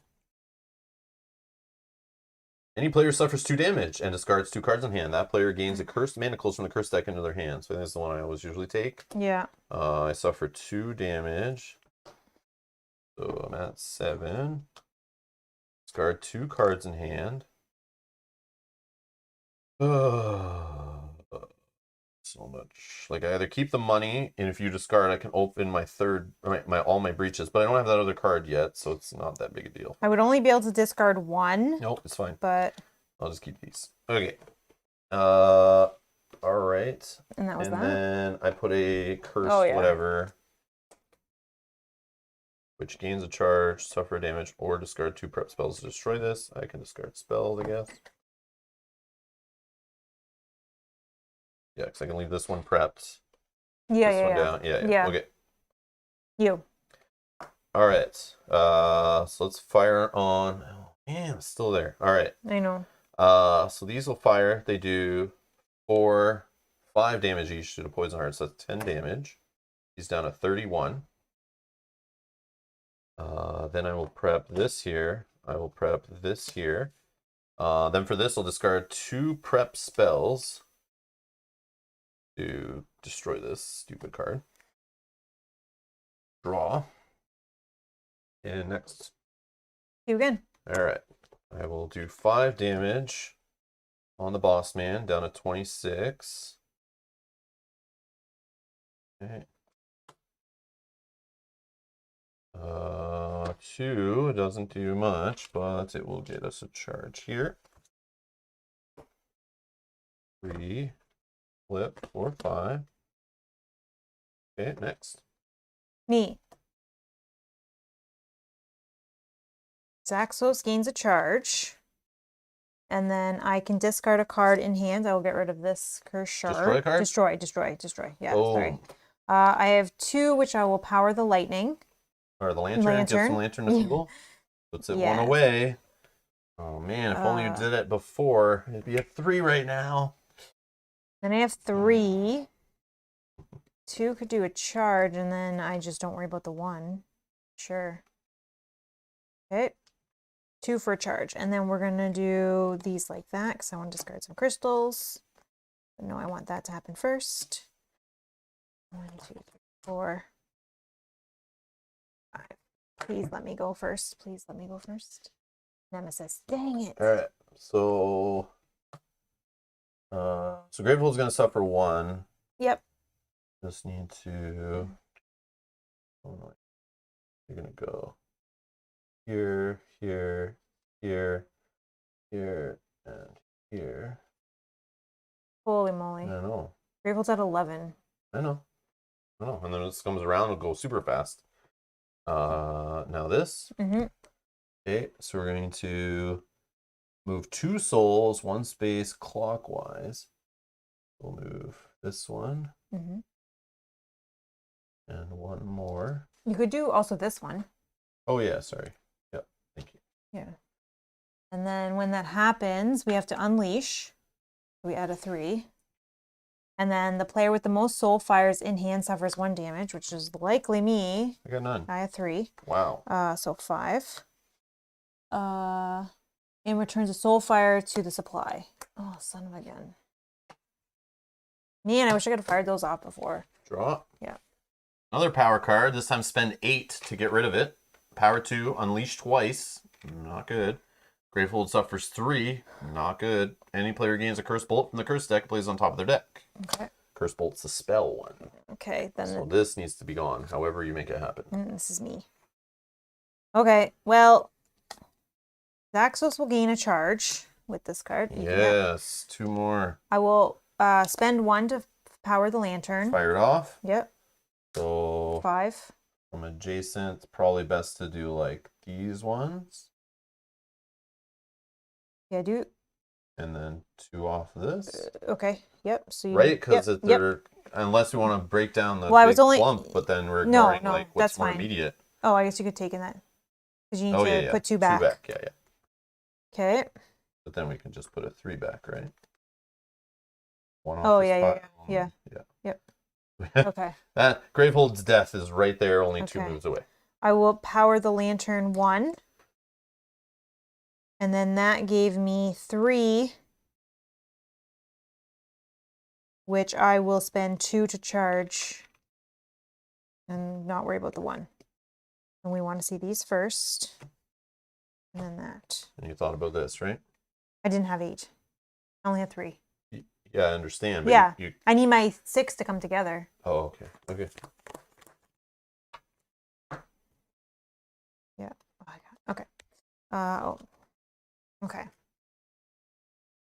Any reason for not casting the spark? Yes, because I only have 1 spell, so it's just gonna keep my deck thicker. Yeah. And there, I mean, It just separates money cards, and we need her to get like 8 back to back right now. and to get to these faster. Yeah. So it's, I mean, I know it is only 1 card, It'll but suck if he's down to like 2 and then I he know. goes, but it's like, yeah, it's just to keep the money back to back. yeah. Or if we have a minion that you can only deal 1 damage to or something. Maybe. Yeah. I know. But then it's not in my deck. Yeah. Clogging my deck. Yeah. Pro plays, Vasco. Pro plays. Next level plays right there. Yeah. Yeah, just keeping it out of my deck. Yeah. Exactly. 2. Okay. Okay, this is good, I think. Oh, I only got 1 in my hand. Dang it. Okay, well, I will power the lantern 1. Mm-hmm. I'm going to hold this one, because that's a 3 cost, so I can try to get this, but I don't know if I'll get a turn before that. I'll hold those 2. I'll spend 2, and I'll charge. Boom. Zaxos. Zaxos will fire off. Oops. Oh, sorry. Okay. Clarifying Light. Any player opens a breach, gains 2 charges, and gains 2 life. You. Why? To open your other breach and be able to flood. I'm not worried. Like, one of us can die if I don't have Yeah. spells to put in my breaches anyways. You had that 1 turn where you couldn't play. Sure. So I'll open a breach for 3. Okay, oops. And if you can fire that off, remember I that know, was I helpful. am. I'm working on that. Yeah. Okay, so then gains 2 charges. Okay, I'm going to put them on my character this time. It says Zaxos. And gains 2 life. Yep. Up to 9. Okay. And I think I'm going to hold this 4 for that. In hopes that that's fine. So 1, 2, 3, 4. Nemesis. Okay. 1 off of here. Let's see if Oh yeah, sorry. They shuffle. So Gravehold suffers 1, down to 10. These all go to this space. This goes to this space. I can. Any player suffers 3 damage. Gravehold suffers 3 damage. So I'll take 3, going down to 6. Gravehold's at 7. Oh my gosh, Oh. we really need to race here, I think. Yep. I probably should have bought that one. When now looking back. Oh, sorry, that's it? Mhm. Oh my gosh, no. Yep. You have your 2 turns. All right, power 2. I wouldn't have even been able unleash to. twice. So 3 tokens right there. And Gravehold suffers 3 more. Any player gains a Curse Bolt from the Curse deck, plays it on top of their deck. Curse Bolt What is that is one? a spell. I don't remember what it does every time, but it's a spell. Deal 1 damage, place this on top of your deck, or cast deal 1 damage, discard 2 cards in hand. If you do, destroy this. Yeah, I'll just take it, whatever. Okay, so what's this doing? This goes on top of their deck. Well, at least we're gonna have 4 turns in a row now where we can try to get something done. Yeah, him going back to back is so hard. Was that just that though? Oh, yes, thank you. Perfect. Oh. Murky Voidborn 11. Players cannot use the lantern to discard souls while this guy's around. Oh Persistent. my god. Any player suffers 2 damage when he goes. Wow. You. Alrighty. Wow. Okay. So I'm going to cast this for 6 damage on the boss. Move the souls. Did you move the souls? I don't know. Sorry, Kate saying move the souls. Okay. I'll move the souls. Alright. Cast 6. All my breaches are open, so I gain a charge. I'll... Sure. So 3 damage more. 1, 2, 3, down to 17. Twisted Fang in there. Okay. 2, 3, 4, and 5. What would I have done this? Wait, cast all of your prep spells without discarding them. So if I left a bunch prepped. Oh, if you didn't cast. Yeah, but then it would be, hold on, 1, 2, 3, 4, 5. I wouldn't have enough to do it anyway. Okay. Okay.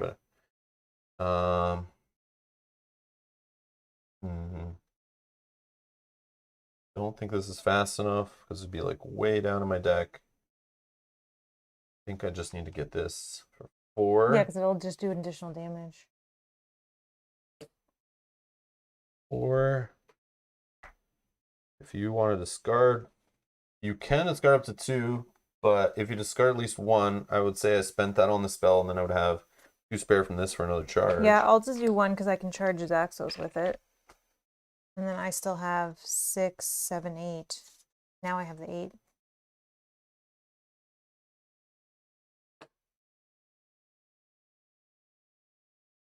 It's me. Okay, well, in this case, I probably won't get through my deck again. I'll do 1 on the boss. I have 2, 4, 6, 8, 10, 12, 14. Charge it and just use a gem to discard souls. Yeah. Yeah, I don't have 1 in my hand right now, so it's okay. So 6. I have 8, so I could do 4 charges on Zaxos. Maybe it'll do something that'll gain So some. the next card he draws, we automatically lose, right? Like, I don't know what we're trying here for. Well, we know it's not us. This is me. But unless this hits 3, that still only destroys 5 of this out of 12. Unless we get a magical heal here. Well, I'm trying. I have 8. I can put 4 charges here, which I will. So I'll spend all of it I just on think here. we don't have it. But I don't know. We'll see. 1, 2, 3, 4. He's almost charged up again. Maybe it'll be that damage one. Okay, and then I don't know. 1, 2, 3, 4, 5. Oh, it's you, not me. Oh. All right, so this now deals extra damage. So it's 3, 4, 5, 6. Right? 3 plus 1 because the pile's empty, plus 1 from poison art, plus 1 from my breach. Yep. So he's down to 10. Okay. So now I think I can do it, right? If I fill up Twisted Fangs, this, and then I you only have 1. No, it's fine. It's fine. It's fine. No, it sucks. I should have not bought that last Twisted Fang. You can't buy that. Yeah, no, I can't. It's fine. What a waste. Hold, I guess. What are you going to draw? Are you going to draw? Oh, it's right here. Never mind. Yeah, I'll just hold this crystal and maybe I'll draw on 1 more money. It's going to come down to the deck again. Oh, this sucks. It's going to come down to the deck. Yeah, that sucks. Sucks so much. I need a freaking charge. There's something I could do. Can I trade in one of these for money? Top deck of 1. Yes, yes. Oh yeah, or that. Or that. Yeah, as long as I go first. I just wish on that turn I had one more money. Oh. Oh, that hurts, that hurts, that hurts, that hurts. Okay. You want to pick a card or no? You don't have to if you don't want to. No, I don't want to.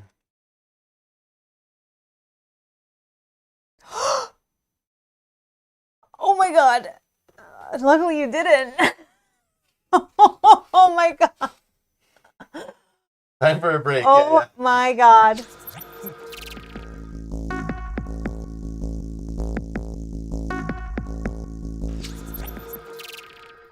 Woo. Just kidding. Woo. Wow. All right, boom, boom. Yeah, so 6, 6, another one, whatever. Oh my god. Boom. Just wanna. Oh, Nemesis was second. Then back-to-back Nemesis. Yeah. So But that it still bugs me. Like, even though it comes down to the deck flip, I feel like it's not. That's like such an annoying win. Like, I feel like we've misplayed and made some bad choices for things to happen the way they happen. Like, you know what I mean? But I was still down the wire. But it's still a win. But I know, I'm still iffy on the whole comes down to the turn deck flip. I've never liked that from the very beginning. I've always complained about that a little bit in the game, but it just feels weird. I'm glad we won. Don't get me wrong. But just like, I wish we had a more commanding, like, okay, we lined this up perfect, that this is in control. We chose this. We got this under control. We did it. But yeah. There's no way we could have done 10 more damage, even if you cycled those sparks. And the only way is me doing another charge earlier on this. Maybe could have like had the last... one turn before. Yeah. But what did you buy instead of this? No, instead of buying this, that one turn, if I just put another charge and held it. And we're ready, yeah. Yeah, I think I still would have had enough damage, even if this pile wasn't empty, to still hammer enough there, right? Yeah. 3, 4, 5. Yeah, these two are still doing enough damage to finish him. So yeah, that was my mistake. So I would feel better with the win if I didn't buy the Twisted Fang and I had enough for the charges. That was really frustrating. See what my next 4 cards would have been anyway. Yeah, so I would have had the money, but still, that's freaking annoying. Wow. But wow. Nice win. Feels good to win though, but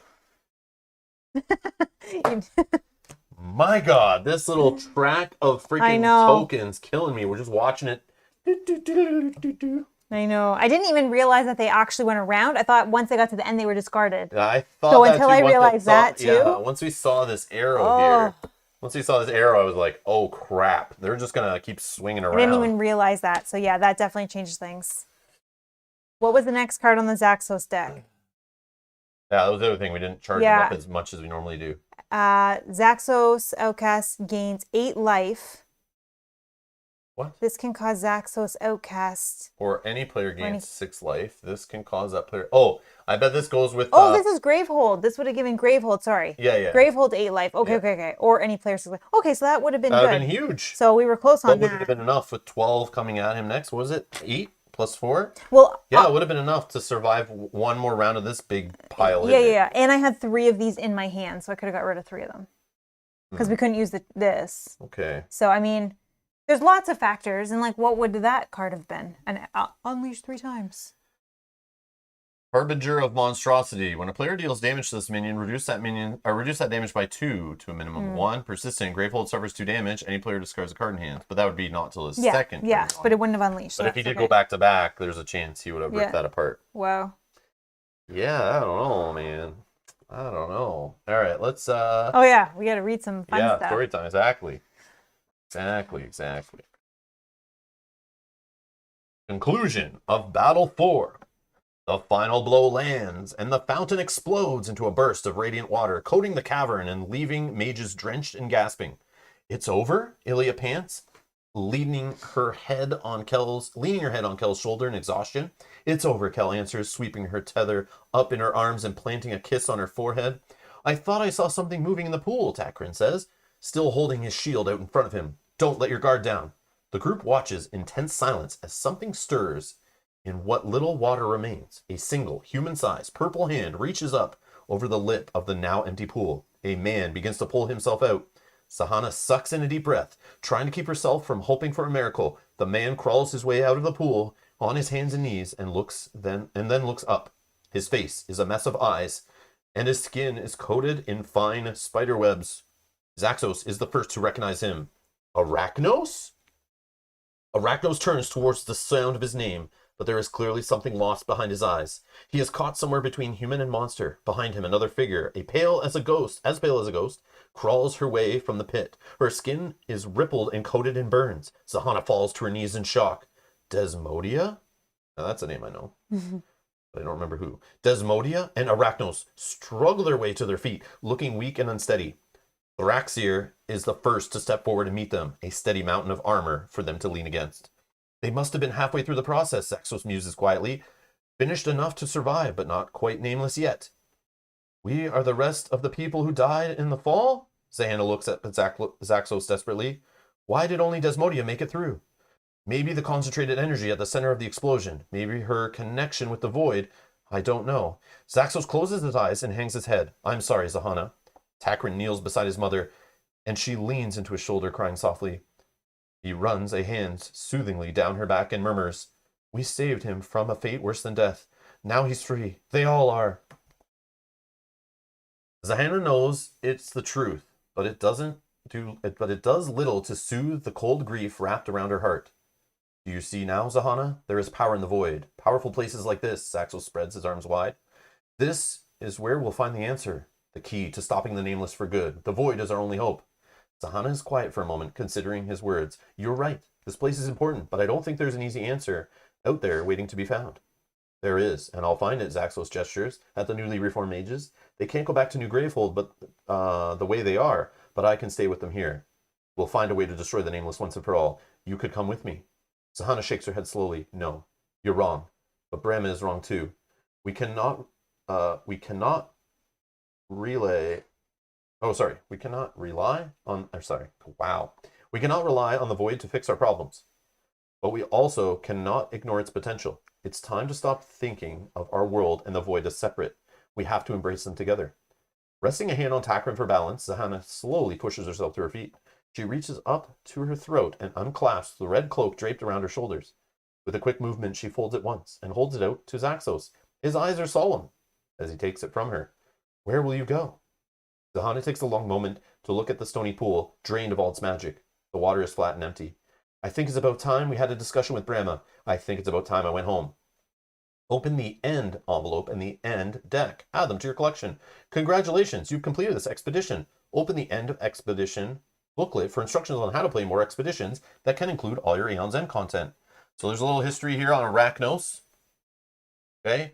Arachnos, a devout student of Zaxos, Arachnos was devastated when his mentor was exiled to the void, so he rebelled against Brahma's strict laws against experimenting with void energy and was cast out of New Gravehold. He continued his experiments in the woods to the north of the city, infusing animals and humans with void energy to try to unlock their potential. His experiments came to a cataclysmic end when he attempted to fuse himself with a gigantic spider Nameless, and was killed during his own ritual by mages of New Gravehold. That's cool. Desmodia. Yeah, I recognize her. I think she's a mage we unlocked before, but I don't know if we ever played with her though. I don't think so. She's like part of the story. Desmodia, a gifted young mage with a special connection to the void. Desmodia is one of the most powerful and stalwart defenders of Gravehold before her tragic death. When Maelstrom attacked, she sacrificed everything in one final attempt to save her city. Her magical explosion was so powerful, it consumed not only herself, but most of the cave around her, leading to the tragic fall that sealed Gravehold's fate. Sick art. It's me. It's my character. No, it's Kel, not Mel. They're not the same person. Stop saying it's you.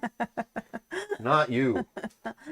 You're not tethered with your character, Mel. I'm tethered to you. No, Kel is tethered to Ilya. Oh, okay, right. Quit trying to get into the game like so deep here and really role play, all right?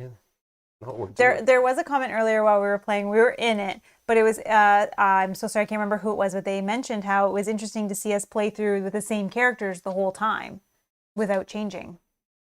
Oh, we always. I know. We're like very strict with that. Like I just always feel like doing that because we're just every legacy game, not every legacy game. I mean, those you can change characters and they die, but like we're just so used to like I guess like dungeon crawly. Like I'm used to like I don't know like role playing games, you know, video games even and stuff that it's just like role playing video games and video games in general, like adventure games and stuff. Of just taking a character and just leveling up their stats, earning experience, growing and making your character bigger and better, getting new abilities, new weapons, new armor, whatever. Yep. And I like just to see a character grow and like, you know, and trying to like learn a new character mid thing, that's fine. But I know I'll just play with it later. I you know. Yeah. But here's new characters. Speaking of. Oh, so look at Arachnos that. and Desmodia are now optional mages that are just content. Can I just see something? She has 1 breach. I just saw all those. She doesn't need extra breach. She's got this breach. Who needs that breach when you have this breach? Once open, prep any number of spells, +1 damage. Oh. So she just has to get this one open, but you And can she put can as have many spells as you infinity. want here. Open Void Breach. Ooh. Any number of spells may be prepped here, +1 damage on cast. Yeah, she doesn't joke around. No, I just sorry when you flashed it, I just saw all those. She's all all those, about like, efficiency. She's yeah. like, who needs 4 breaches? I only need 1 breach, and she can't die because then she'll lose that breach, and then Yeah, that's the problem. She's like glass cannon, right? Yeah, That's the risk. Yeah. Oh, it's so cool Yeah, though. very cool. So we'll pop that out. More cardboard. Very cool. All right. Then we get this end deck, which we know from playing the other games. They usually throw a whole bunch of crap at you at the end to play with. Well, I think it's like the randomizers. It's all the cards that like keep them out of players' hair during the learning of the expedition. The Yeah, cards that they you don't don't need even- to be overwhelmed with. But it's usually some bonus player cards and stuff that you can now add. She's really cool. Yeah, she seems really cool. Yeah. Like just more mages to choose from. Like it's crazy. Mm-hmm. I need to like go back through all the playthrough videos and find out what mages we played with and make a pile of mages we never played with. And these are only ones that we can choose. when you play, I play, Solo, Justin plays, Kyle plays, anybody plays. We'll only choose from ones that we've never seen on future streams. Oh, yeah, it's gonna be their player cards too, right? Oh, wow, what the heck? Oh, man. And who needs regular gems when you're Desmodia? You just have all your own. So eventually she can just destroy them out of her deck and gain 2 when she does. Wow. And she's tired of having these. Man, this character sounds right up my alley. I love thinning my deck out, getting junk out of my deck, making my deck more like a well-oiled machine. We have a relic with that sick art. Got the Arachnos guy's art on there, I guess. Orb of the Deep. Focus your closed breach with the lowest focus cost, or destroy this to gain 1 charge. Costs only 2. And then we unlock Rift Dagger Relic, which is 3. Gain a card from any other supply pile that costs 3 or less. You may destroy this to gain a card that costs up to 4 instead. You may spend 1 ether. If you do, place that card into your hand. Interesting. Bottled Sun. Zaxos Outcasts gain 3 charges, which I want to play with this guy like every time going forward. Like even when I play solo, I would play with this guy as like a companion. Yeah, like I think he's really cool. Yeah. Because then even if you have a mage that you don't really like their ability, he just like, okay, I'll put charges here instead, and it's like it leads to these big, powerful, swingy effects. I like it. I really like that. I thought I would find it like annoying, but I really did like it.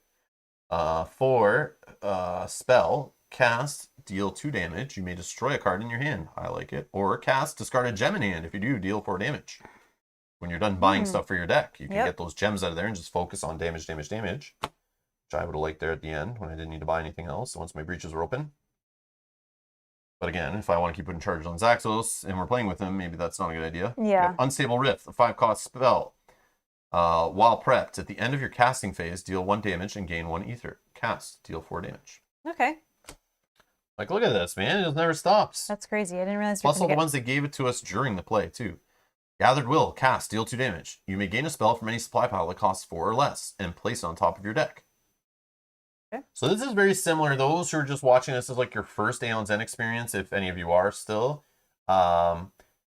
This is similar to what standalone box, like the base Aeon's End game or War Eternal. They came with like about this much content minus the expedition campaign. So literally you open it up and it has like a setup scenario, like it tells you what cards to play with the first time.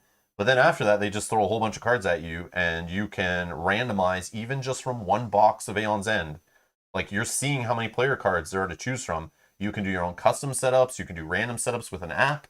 You can do setups with randomizer cards, which I'll show you guys in a second. But yeah, another 6-cost spell. Do you see like all little combos and like options you can do here? And then obviously based on the Nemesis in this box. So you have 4 Nemesis you can play with. I don't know how many mages now. Well, we got 4 to start, and then didn't we get another 2 or 3? Probably Nemesis stuff in there too, but 1, 2, 3. so obviously it's very spoilery, but I'm assuming if you're 4, still here, 5, like we're just gonna talk about like 6, everything 6. available. 6 Nemesis. I mean, 6 mages. Swarm of the Flame cast, deal 5 damage. This is a 6-cost spell. You may cast any player's prep spell that costs 5 or less. You see how it gets nuts? Like, this is why I'm saying if you own just a couple boxes of this game, you have like a crazy amount of player cards and mages and Nemesis to play against before you even start buying little box expansions or legacy ones or whatever. It's just nuts. It's just like a ton of cards. I love it. Like, it gives you so much variety in just the base box, I feel. Dizzying Burst, an 8-cost spell, cast, deal 6 damage, reveal the turn order deck, return it in any order. Oh boy! That's cool. Oh boy! I like stuff like that. Yeah. And then we get some player cards for the others. Okay, I don't know where I was putting all that, but then you get all the randomizers. So here you can tell that we could have just looked through this actually. So you get, oh, that's actually a gem. Oh, it's a gem. It's not her card. Sorry, it was a gem. I just thought it was her card because it had her art on it. I was being silly. So that's a gem. But here's all the cards in the game, like all the gems. So you can play this randomizer if you want to play with 2 gems or 3 gems or whatever. You just shuffle these up. If you don't even need the app. Obviously, once you get more and more cards, the app is just so much easier. But yeah, you can just draw. Okay, boom. That's what we're playing with. Or you can do little randomizations where you're like, okay, I need to have a 3 or a 2 in play, like something at least 3. So you could take like these 3 cards and just like randomize those and go boom. That's our 3 costs we're playing with. And then maybe even throw these in with the rest. And then just to make sure you have a 3 cost that they recommend or less. And then, you know, just draw 2 more. There's our gems. Like, and so every time you play, like you could just do a quick little randomization. And they give you dividers for everything. I just like that little. It's the same in New Age. Same in New Age. And then yeah. Do you think about ever getting rid of the randomizer cards because of the app, just for space? If I need space, yeah, I would. Yeah. But then again, if I ever give the collection to somebody else, if I'm just like, oh yeah, you know, 2nd edition of Aeon's End came out, or some other game that's just like, this is not my favorite deck builder. I don't know if I'll ever go back to this one in a couple of years, but I know someone else would love it. Yeah. I could just be like, here, take it. You do what you want with it. yeah. That's true.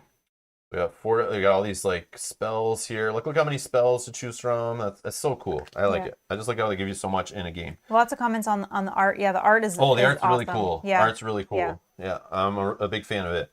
And it's crazy. So much of this cool art was like hidden in the final deck, like that you don't even get to see till the end. Yeah, until you're gonna play it again. So I like that. And yeah, now they give you rules at the end for those who don't know how this works in these games. The last 2. With the end of Expedition rulebook. So now you can go to this, and this explains how to take all of your cards. And again, there's an app that can handle this on a web app or whatever that you can look up. But this tells you how to basically take any cards from your Aeon's End collection, how to get random Nemesis set up based on their difficulty. It'll tell you, you know, get all the randomizer cards for these ones, and then shuffle them together, and to help find out what your starting stuff is. And it works you on how to like do the whole upgrading of your supply and picking your treasures. So now we have even more treasures to choose from now that we've unlocked a bunch in this game. Yeah. We can add them to our treasures from Aeon's End, New Age, and then yeah, we can have more level 1, 2, and 3 treasures to look at every time you play, or randomize, or whatever we want to do with them. Yeah, my favorite little thing is this guy. It's new, and I thought it was going to be a gimmick and be super lame and not fun, but I really like this. Because already when I saw the charges, my first impression was, I never put enough charges on my character in a game of Aeon's End ever. Maybe once a game, I fire off my ability. Yeah. I know you do it more, and depending on your character you have, you usually, because unless I'm the money generator, then I'm buying gems and I have extra money later. I don't want to fill my deck up too much, so I'll start spending on charges. But I find I never do it enough, so it's like, now they give you this guy. And he's just got these super powerful effects and a place to put charges. Now I want to get charges. It's crazy. Yeah. Which is why I did like some of the cards that were multi-use, where, for example, this one gain 2 ether and then give him a charge, or this one that he gains a charge and then destroy a card in hand. Like, I like that. Multi-use. And then they give you these randomizers. So these help you with the expeditions to know they're like level 1, level 2, level 3, level 4 battles. So obviously the more of these you have, you can shuffle a whole bunch of number 1s together and number 2s and 3s to help find your Nemesis. Then you have your mage randomizer. So if you want to randomize the mages you're all playing with at the table, you can do that if you want to be crazy. Boom. So yeah, that's all there. It's really cool. So yeah, there's a lot we're going to clean up here. That's fine. But at least they have dividers for everything. Board Look game at this time. mess. Stop. Just look at the screen. Just look at this mess of stuff. And there's like I know. It's... more, like a whole bunch still in the box and off screen. Just like, oh, boom. There's all the stuff you get in the game. Board Game Time is asking us, what was our favorite fight in this expedition? I just need to look at the first few again to remember what they did. Oh, yeah. So the rabbit had the sideboard with the ears at the beginning, right? It was the little rabbit ears were going up the track or whatever. Yep. And we were like damaging them. They all just had separate health. That was okay. Yep. Not too crazy. The Thief of Dreams. I don't remember what his gimmick was. I don't remember either. Well, you have the card? Oh, it was this little track of the dream deck. Yes. Where we took all the supply cards out and they were rolling around and we could buy from them or whatever, or destroy them by spending money or something. I forget what it was. 3 money and you can get rid of them. Yep. And then the Thrall was the illusions. I think the illusions was the funnest one, the most fun. Yeah, it wasn't the most challenging by any means, but it was the most fun because it felt very different, I thought, of flipping them over and being excited. Was it real or not real? Another way to, like I was saying the last episode, was another way to spend ether and like really like, we have Zaxel spend ether, charges, breaches, supply cards, power cards. But now you also have spend money to flip these guys over to see if they're even real or not. Yeah. And I love that whole, I think that was really neat. Yeah, I thought it was neat. It definitely wasn't the hardest one. I think maybe this one might have been... Well, he's only a 5. Like, remember, it shows their difficulty on the back. So... Yeah. But even so... Yo, he was a... Oh, no. It was a 4 before him. Yeah.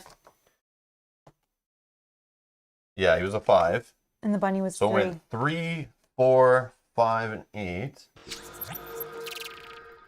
Yeah, so the first guy was a 3 difficulty, then a 4, then a 5, then an 8. But we have in the past discussed this in previous Aeon's End streams, that sometimes this number doesn't feel right. Yeah. But it also depends on the luck of the draw, what cards they got in their deck, how they came out, which mages you had, the strategies those mages played. Sometimes certain Nemesis are just easier if you have a certain mage at the table that deals in whatever needs to be done to counteract them a little bit. Yeah. So maybe we just had a good strategy going against him.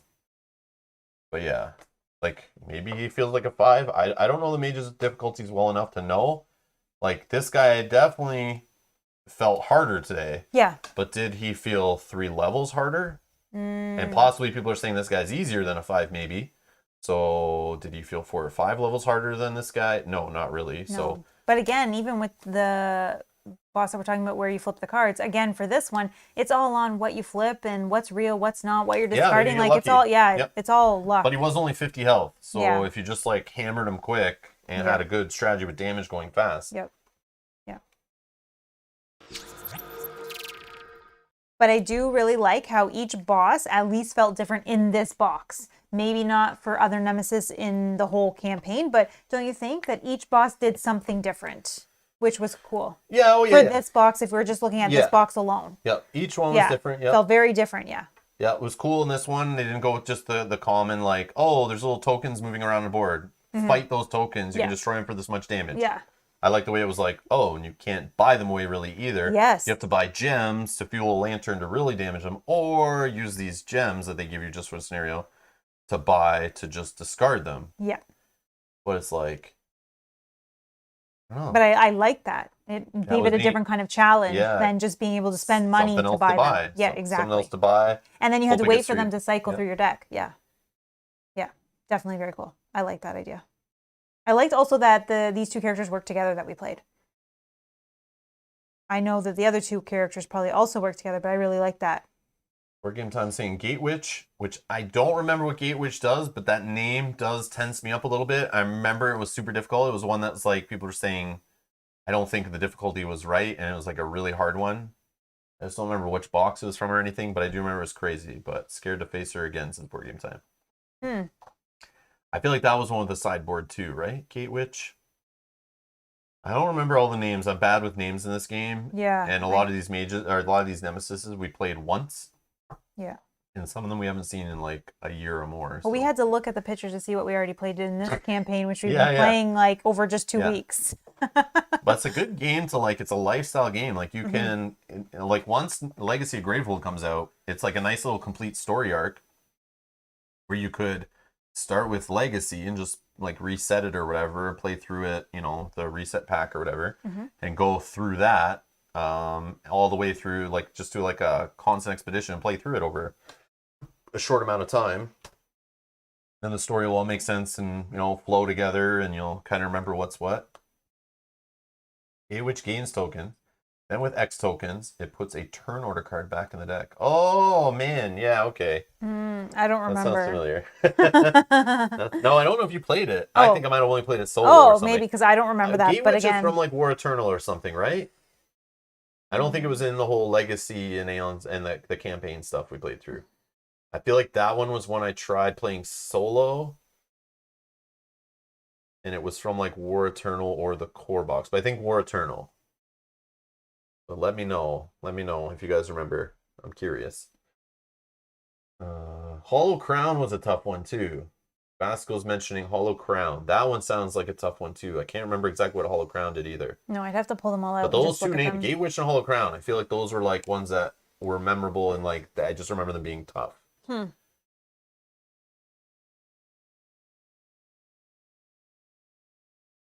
Yeah, War Eternal Gate Witch. I knew it. Okay, perfect. Perfect. Yeah, I thought so. I felt like that was before we got into the story stuff. Daniel says, my nemesises and mages are in a separate box. Oh, nice. Then you can easily reference. Oh, okay. Yeah. I know. I want to separate like that. Like I have everything kind of together. Like I put the base game of War Eternal in the same box, and then New Age is in its own box. Outcasts is in its own box. Legacy is all in its own box. But at some point, I'm gonna merge it all together. I just have to. I know it'll be crazy for setup and be annoying, but I'll just waste your guys' time setting up on a live stream and make you guys watch me as we go through every card in the randomizer. We're like, where is that relic? Yeah. Where is that spell? Oh, that's another one. Let me see. Let me find that box. Like, which column is that in? Yeah. I'll sort them by cost and everything or something. Yeah. But Michael does say, though, you guys lost a lot of time against Gate Witch. I watched all of your games against her. we played her more than lots once. of times. Yes, we must have. Yeah, I believe it. I believe it. Yeah. But Michael, I try to forget those horrible moments to move on in my life. They haunt me. They come up in my dreams when I lose games against things like that. So I've obviously blocked her in a part of my brain to like help me with my trauma and stuff, to not relive those awful moments. Yeah. And Board Game Time says really, really random. Not random on this channel, Board Game Time. Seems everyone always asks about something Chip 3 related almost every stream. Says, did you go all in for Burn Cycle? No. But we will have Burn Cycle on the channel in the future. However, it has to happen. Yep. That's all I'm going to say. Naptown's here. Hello again. Minis look good today. Yes. Yes, I'm happy with them. Thank you for helping in the stream yesterday. And the thing with Burn Cycle, even if Burn Cycle looked great, I know with Chip Theory games, they're pretty good at almost everything in the Kickstarter, like 99.9% of everything in the Kickstarter, you can get later. It may not be the best deal. You might pay a little different on shipping.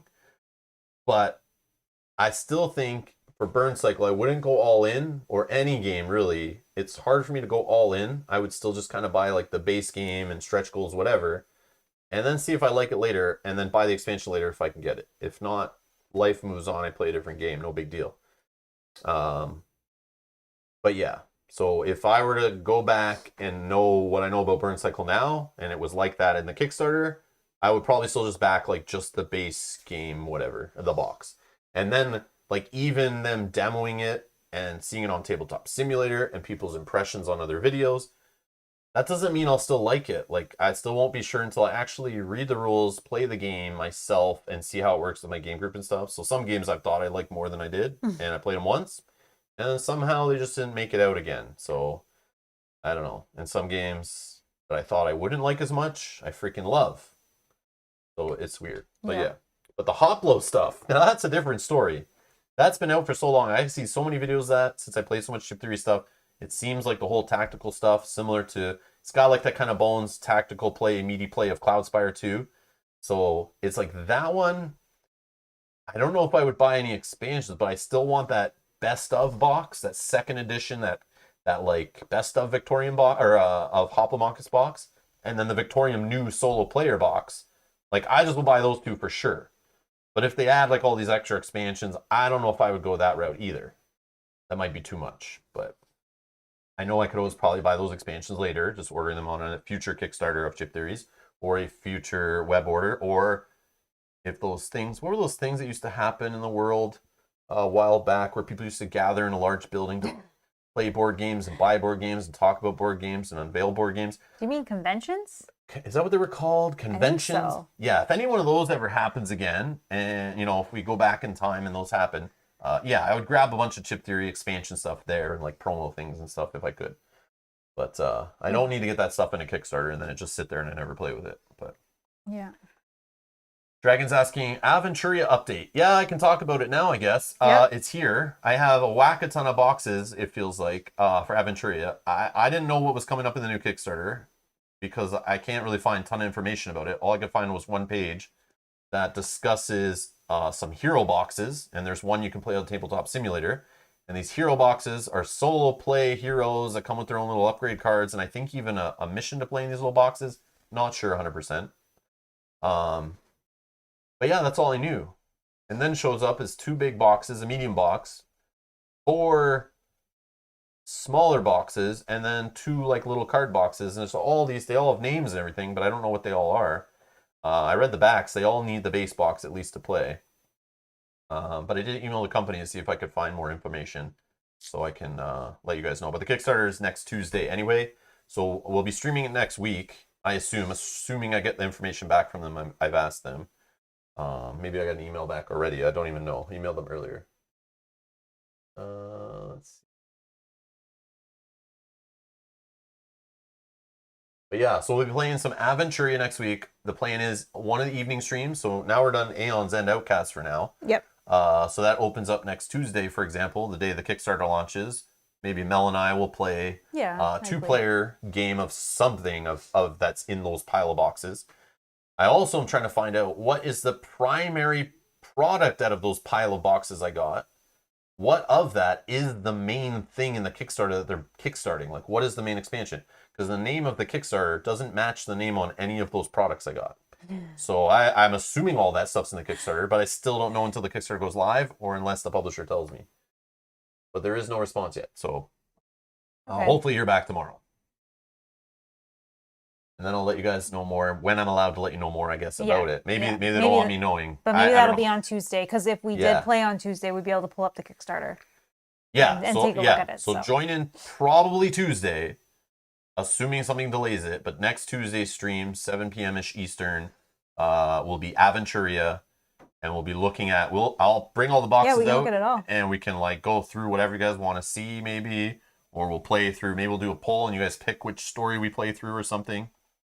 Minus the one that says it involves some kind of orgy and it's adult themed and targeted at an adult audience. One of the boxes talks about this story with sexual explicit stuff in it. I don't know what the deal is, but that one we won't be playing. Not on stream. Not on stream. No. But there may be a Patreon only stream later with that.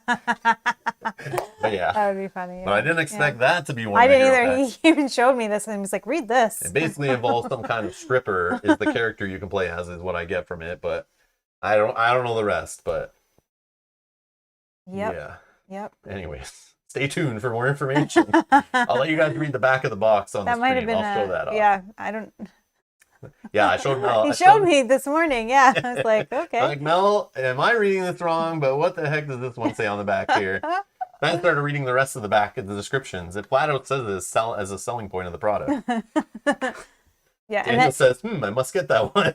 that's funny. And then I opened up the book and it's very clear. Make sure you're of age to play this. Yeah, I don't know how bad it is, but Yeah.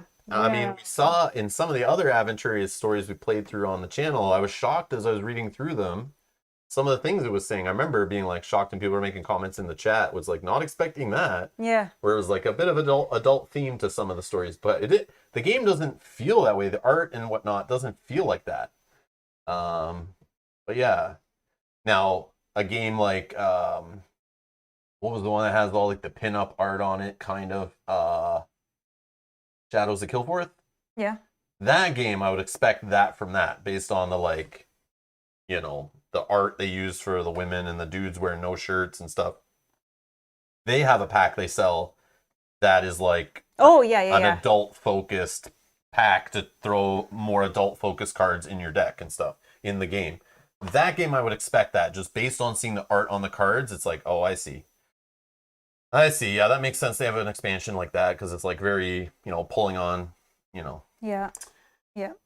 pulling on people's, attractions or whatever on the art on the cards. It's nice art, don't get me wrong, but yeah, you can tell they're going for that kind of theme. Yeah. So we just wouldn't put that on YouTube. Yeah, but I didn't expect that from Aventuria when I was playing through that game. It looked more like a fun, tongue-in-cheek kind of silly kind of game. But again, I have never played the RPG, the Dark Eye universe or anything. So I don't know if that's a normal thing in the RPG. Maybe. I don't know. Is like, should I have expected that if I did a little Googling on the Dark Eye RPG? Well, Dustin says it comes from Europe where they're not so prudish, lol. Yeah, Yeah. I understand. That I understand. Vasco is saying, what's your favorite co-op of all time? I know what mine is, which will not be the same as what his favorite co-op is. I don't know. I'm not sure, Vasco. To be honest, like, I feel like that would change like all the time based on new ones I play or ones I haven't played in a while.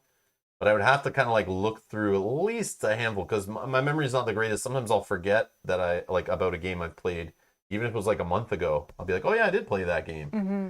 Just because I'm always like looking through new games and new rules and stuff and just playing new games. I just kind of forget sometimes. And some don't exactly stick with me too much, but some I just forget. And then it's like, oh yeah, I did really love that game, but I forgot that. Mm-hmm. I forgot that was a co-op, or I forgot, I played that. Spirit Island? Spirit Island? No, Nope. I don't think so. That's fun. I do like Spirit Island. I do. It is a great game. It's fun to play co-op, very meaty. I have fun, but it's probably like too many bones. That's what I thought you would probably have said. Yeah, just thinking about what I've played the most co-op over like the last year or two, and I can picture some of the most fun I've had playing with you and Justin and others, that we played in that 24-hour stream, the 2 12-hour streams we did of that game. Yeah. Man, it was so fun to have everyone playing different player counts and just playing tons of co-op. Yep. It was just so fun. Like I just have so much fun with that game. I don't know what it is, but would you be able to guess what mine was? This War of Mine? Yes, this War of Mine. Mansions of Madness. Mansions of Madness, that's close. I do like Mansions of Madness. That is close. I get stressed out and lose my mind in that game all the time and get mad at it, but I do like that game a lot. Yeah. But I would prefer Lord of the Rings. I was just going to say that I put them in the same... Yeah. I would put them in the same number. If I had to choose between those two... and Gloomhaven. Yeah. Oh, yeah. But I'm hoping... So many good ones. I am hoping Mansions of Madness and Lord of the Rings Middle Earth are not going to be considered my favorite like co-op-y app games anymore after Descent. Oh yeah, that might Legends of the Dark overtake comes out or whatever. Yeah. That I hope just like what they've learned from those two games and the app-driven nature of a dungeon crawler, or the app integrated with a dungeon crawler. Mm-hmm. I hope that makes me go like Mansions of what? Lord of the Rings Journeys and what? Like, man, remember those games? Those were so fun. Rob is entertaining in Mansions of Madness. Yes, he is. I get into the theme and it's meant that way. I just get frustrated with it. But you're supposed to be like that's the game's designed to make you feel hopeless. But I let it take me over every time. Yeah. I just get so frustrated in those games. But then I'm like, we haven't played for a while. Yeah, I want to play again. Like I want to try a new story. I want to try to solve the riddle. I want to figure out who the bad guy is. I want to find the shotguns and things. I want to, Yep. just deal with the problems and figure it out. Use my character's ability and try to be as efficient as possible. Yeah. And Gloomhaven as well. I think that would be up there for one of my top co-op games. Yeah. I really like that game. I do love Gloomhaven. Yeah. It's just, yeah, I don't know. It might be because Too Many Bones is more of like a, I don't have to be invested in it. Like, if you told me, like, right now, let's play a co-op game, I'm not going to say Gloomhaven because I got to go pull it all out again, figure out where we are. And if it's Jaws the Lion, we got to start it over. I got to pick some characters, set it all up, and all this stuff. Too Many Bones, yeah, there's quite a bit of setup, but it's still quicker. I get into the game, I play for a few hours, and then I'm done. I put it away, unless I'm playing a campaign in that game. But even that's only Even like that, yeah. 7 scenarios max. Yeah. I don't have to like dedicate a year of my life to getting back into it or relearning it and that kind of thing. Yeah, Gloomhaven is an investment, like But not an investment of time. Like, I just think it's just assumed that, like, I freaking love Gloomhaven. It's one of my favorite games of all time. But like, if you were just telling me, let's play a co-op right now, what's your favorite? What would you want to put on the table right now and play? Just because of the like barrier of entry to getting into Gloomhaven, starting Gloomhaven, even just starting a scenario of Gloomhaven, it just makes that one not be the choice. Yeah. But if I showed up to your house and both were set up on a table and we were ready to go and everyone knew the rules, at this point, I probably play Gloomhaven because I haven't played that in a while. Too Many Bones I've played quite a bit over the last like 6 months, but Gloomhaven not so much. Not since Jaws of the Lion. Not since Jaws of the Lion. So I probably would choose Gloomhaven if they're both ready on the table and we're in the middle of a campaign in both games, that kind of thing. Yeah. I would choose Gloomhaven. I do like the card play in that game a lot. Yeah. And yeah, it's got a little randomness, but I love Gloomhaven. I love the little puzzle of it. Yeah. And then this War of Mine for me is one of my top games. I love that game. So well done.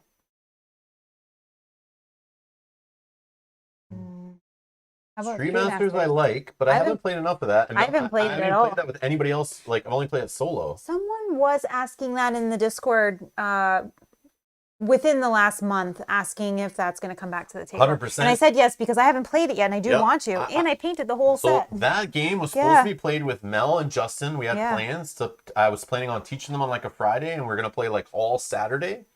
But then the whole COVID lockdowns and stuff started kicking in. So that put that game like on the back burner. Yeah. But Mel and I could still play a 2-player. Yeah. But it's a game I want to pull out. Like, I want to show it to Kyle. I want to show it to Justin. I think it'd be a fun 4-player romp. For sure. To be like, playing Double Dragon, like, in a board game with more players would be hilarious. Yeah. And I want to play with more players. So I was sitting up on my shelf to be played on the to be played shelf. Yep. It's fully painted. Like, I'm so excited to play that game more. Yep. And I've only played so many scenarios in it. And even in the digital version, I played a couple others. But I haven't experienced all the content in that box. And what I have played, I've only played solo. Yeah. So, like, I haven't even seen that game in its beauty of, like, multiplayer, interacting and working together co-op wise. So I can't even judge that as a co-op game because I've never played a co-op yet. Yeah. But I do love that I have it and I do want to play it. And I'm glad Mel painted it all. Mm-hmm. But we will get back to that game for sure. Yeah, I'm excited to try because I haven't played, so I'm excited. There was talk of Pandemic Season 0. That was very fun. And so and then Daniel's asking, when is Pandemic Season 1 happening? Right now, it's not yet. Yeah. Like, we were thinking of getting right into it. The videos did okay for Season 0. They're fine. Yeah. Lots of likes and that kind of thing.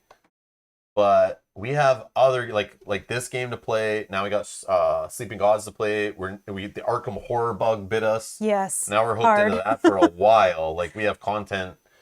Like, we have all the sets except for, like, a couple Dream Eaters packs. Yeah. And we're excited to play it all. And a couple standalones. So we got, like, tons of stuff. And we're going to keep playing that one probably every Sunday.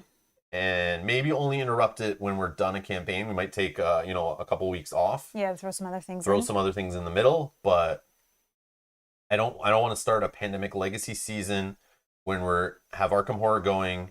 And then right now we have to cycle in other games that are campaign style.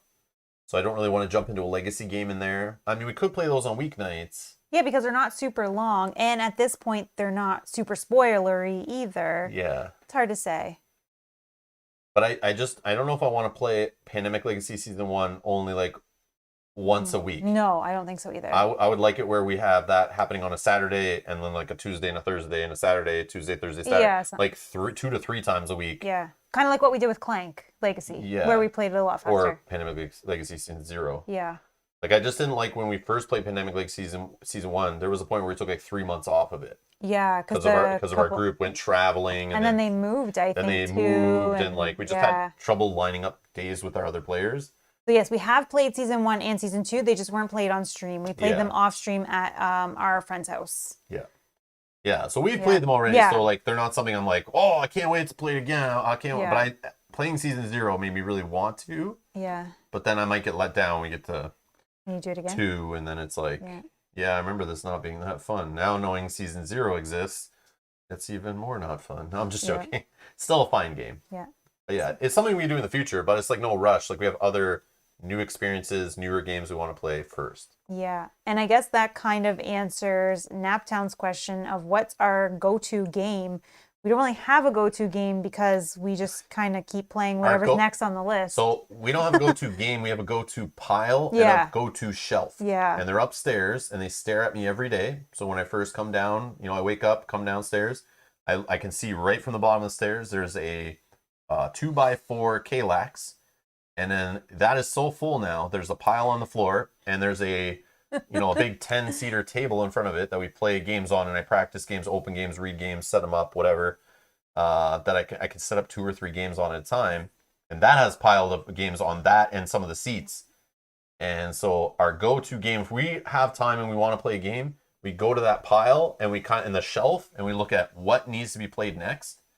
And then some things are in like a painting queue that can't be touched yet, that are going to be painted. Yep. Some we've been sent by publishers, so those might have dates on them with Kickstarters or whatever, so those get priority. Yeah. Or, some will just want to play. Or some are not good to players, so they're kind of on the back burner until pandemic lockdowns cease up a little bit. So some games are sitting there staring at us until we get Kyle or Justin or Nick or Ashley or whoever back and playing with us. Some are just sitting there staring at us that I wanted to play so bad, and then literally it was like, and lockdown and COVID variants and all this crazy stuff, and we didn't want to do it.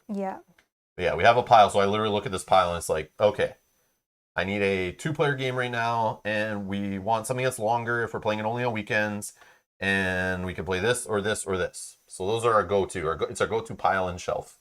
That's literally what it is. There's no single game. You guys play any casual/filler games of Streams for Fun? We used to do that every Thursday. Yeah, Vasco, we used to have throwback like Thursdays kind of, where we used to put a poll on our Patreon page where supporter tiers and producer tiers could vote. And we will bring that back. That will happen. Yeah. And we still do the polls, but they're just not targeted to like a one-day thing. Yeah, or older games. But we used to Thursdays to try to get through games in our collection we haven't ever played on stream, or we haven't played in a while, or we kind of forgotten about. Oh, off stream. Off stream. Oh, off stream. No. Yeah, we do it at other people's houses. We do it at other people's houses when we could have, but since COVID. Yeah, we have other family and friends that and gamers we play with back before COVID, obviously. That when we go to a family function and stuff, I bring casual games to play with non-gamers, or they have built their own casual game collection from games I put in front of them. They'll buy similar games, or they'll ask me, I played this game with grandma so-and-so or aunt so-and-so, love this one game. Can you tell me other games to buy? And I will recommend similar games off Board Game Geek that other people recommend too. And they'll go buy those games. So sometimes we go to certain friends or family members' houses, they only have a pile of like casual, filler, party-ish kind of games too. And that's just what we'll play when we go there. Yeah. But I still usually bring a bag of games that are a little more medium weight if they're ready for it, or a little complex if they're into something like that, or something new we got. And it's like, hey, there you go. But not on stream. We will play some casual filler games on stream. And we used to. More so. I have some. I have some roll and writes I want to play. Yeah. And I've never played a roll and write, and I have like 3 now that I want to play that I have, and I've not played them, period. And I would love to play them and put them on stream and just play with you guys if you guys have the games at home, or if we can or if they know, if we can do a sheet printout or something. Yeah, because most of those games have like a printable thing online, right? Yeah. That's true. D Miller's asking if you played through Forgotten Waters at all. No, that's a game on my wish list. Yeah. I just never bought it. It was on sale during the holidays, and I had it in my cart, but just other games I wanted more, and it got removed. I just decided, no, I'd rather get this game or that game first. Yeah. Because that game seemed like it got good reviews, but then every retailer was kind of putting it on sale, so I think there was like an overabundance of it. So it's I don't know, or maybe it's because it wasn't pushed by Asmodee. It was like published from Plaid Hat after they left Asmodee. That maybe like it didn't do too well because it didn't get the push from being a Asmodee game. I don't know. I'm not sure, but I heard that game's great, but that it just seemed like the buzz on it died really quick, and yeah, it's just you can tell now when a game's like really good and hot and people love it. It's like you can't get it. It's like sold out. It's COVID. People just are buying board games like crazy right now. Yeah. Do we ever play on Tabletop Simulator on stream? No. No. We don't play on Tabletop Simulator, period. No. I'm not a fan. Yeah, we try to keep our board games separate from digital as much as possible because like that's why we like playing board games, to escape staring at screens kind of, but I like playing official published digital board games. Like I like officially made apps. Like they're like they handle the rules. They help me understand the games more by playing them. They don't let me cheat, that kind of thing, and learn the game wrong. But playing on Tabletop Simulator, it does simulate better the actual experience of playing a board game because it just gives you the pieces and you figure it out. You got to know the game. Yeah. But sometimes I just want to casually play a digital app, and it lets me know, like, hey, you have 8 cards in hand, you need to discard one, or you can't put your meeple there, you're not allowed because you don't have this. You know, I like when it's built in as like a full digital adaptation of the game.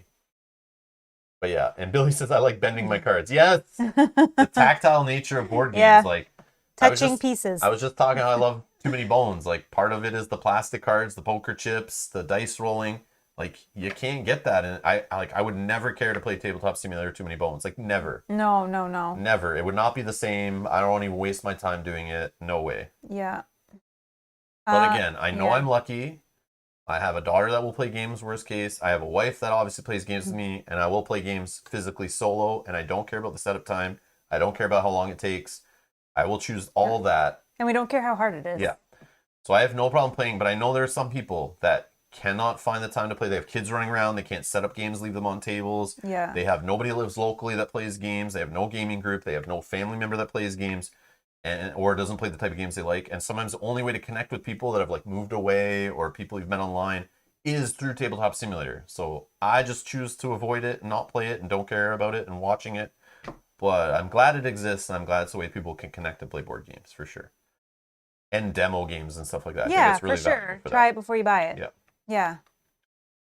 There was a question before. Sorry, I just want to get to it because some of the other little comments is will they see Lawyer Up anytime soon? I wanted that game when I saw it demoed. Yes, actually, I saw a demo like of that it. a couple of years ago, and I thought it looked really cool. Yeah. And then I heard they were going to kickstart it and publish and everything, and I heard it's just like kind of delivering now or releasing now.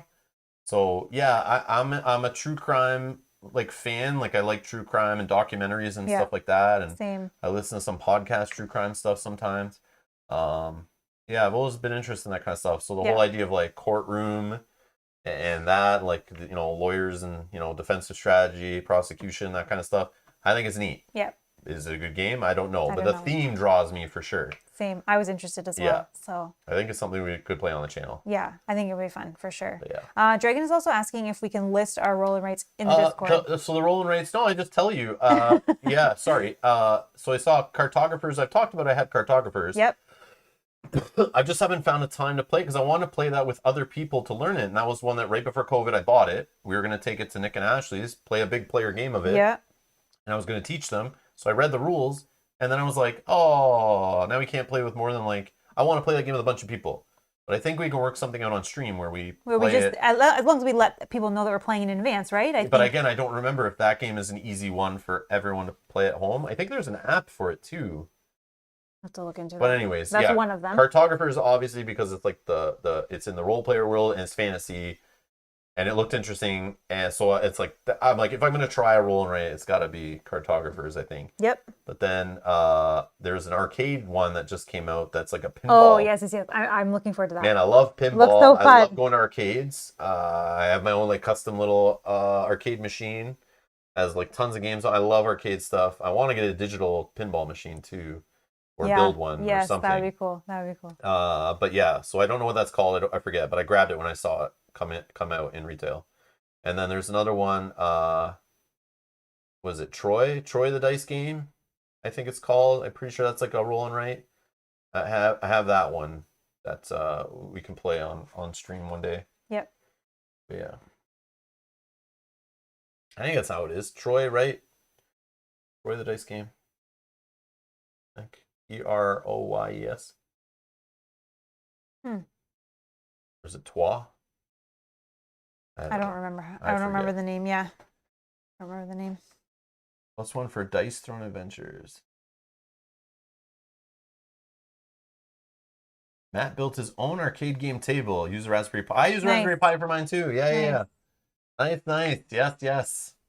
Yeah, I use Raspberry Pi. Eventually I want to use a PC though. Like I'm gonna use like a gaming PC with a decent graphics card and get some more modern arcade games on it too. But yeah, I just have like early '90s classics all on it and stuff, and late '80s. Yeah. The times when I was in the arcades.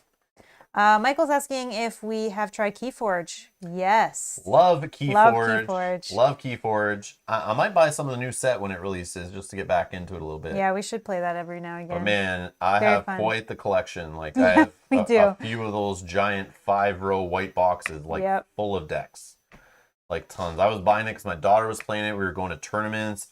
Weekly. We were going to weekly game tournaments locally. Then every time there was like one of those bigger tournaments, like in Toronto or the US or whatever, we were going to them at Gen Con, Origins. We played in tournaments. We played in like release tournaments. We played in like all these blind ones, these draft tournaments, whatever those are called, where the sealed tournaments. Yeah. We're like addicted to sealed tournaments. Yeah, they're my favorite. So every time you play one of those, you get a brand new deck, right? And then we're playing in the ones that were like, you get 3 decks, and then you choose which one you want to play first until that gets eliminated, then play the next one. Yeah. I loved Keyforge. Love it. Yeah, we should play one day. Just bring it back. But yeah. Oh man, so good. Keyforge is so good. Oh, I love it. I love the play in that game. I love the choices. Oh man, that whole idea of like, just choose a faction, play the crap out of all the cards from that faction, do whatever you want, activate all the cards of that faction. You don't have to worry about do you have the economy for it or anything like that. You just go nuts, pick a faction, do whatever you got to do. Yep. It's so fun. Yeah, so good. Very Such fun. a wicked system. I love it.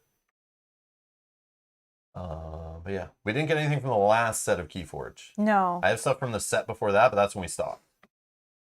But I didn't play the last set at all. Yeah, I don't even think we even opened any of it. It's still sealed. No, we didn't own any of the last set. No, the one before. The last one. The one before that, yeah, it's still sealed. Yeah, it's still sealed. Yeah. We played the first 2 sets very heavily. Very heavily. Drop lots of money into those first 2 sets. Yeah, we used to even on stream do like sealed against each other where we would just pick a deck, open it up, and just play it. Yeah, we used to play that one on Twitch. Yeah. Oh, yeah. Okay. Yeah, we used to play Are those videos on YouTube? I don't know. Oh, maybe not. Okay, maybe they're not. Yeah, I don't know if I ever put that stuff on YouTube or if we just played it on Twitch. I don't remember. Okay, but we were streaming on Twitch Keyforge at the time. Yeah. Yeah. They're coming out with co-op Keyforge. Really? Yeah, probably because of the pandemic, right? Trying to keep sales up, I guess. Okay. Dad joke number 2 coming in.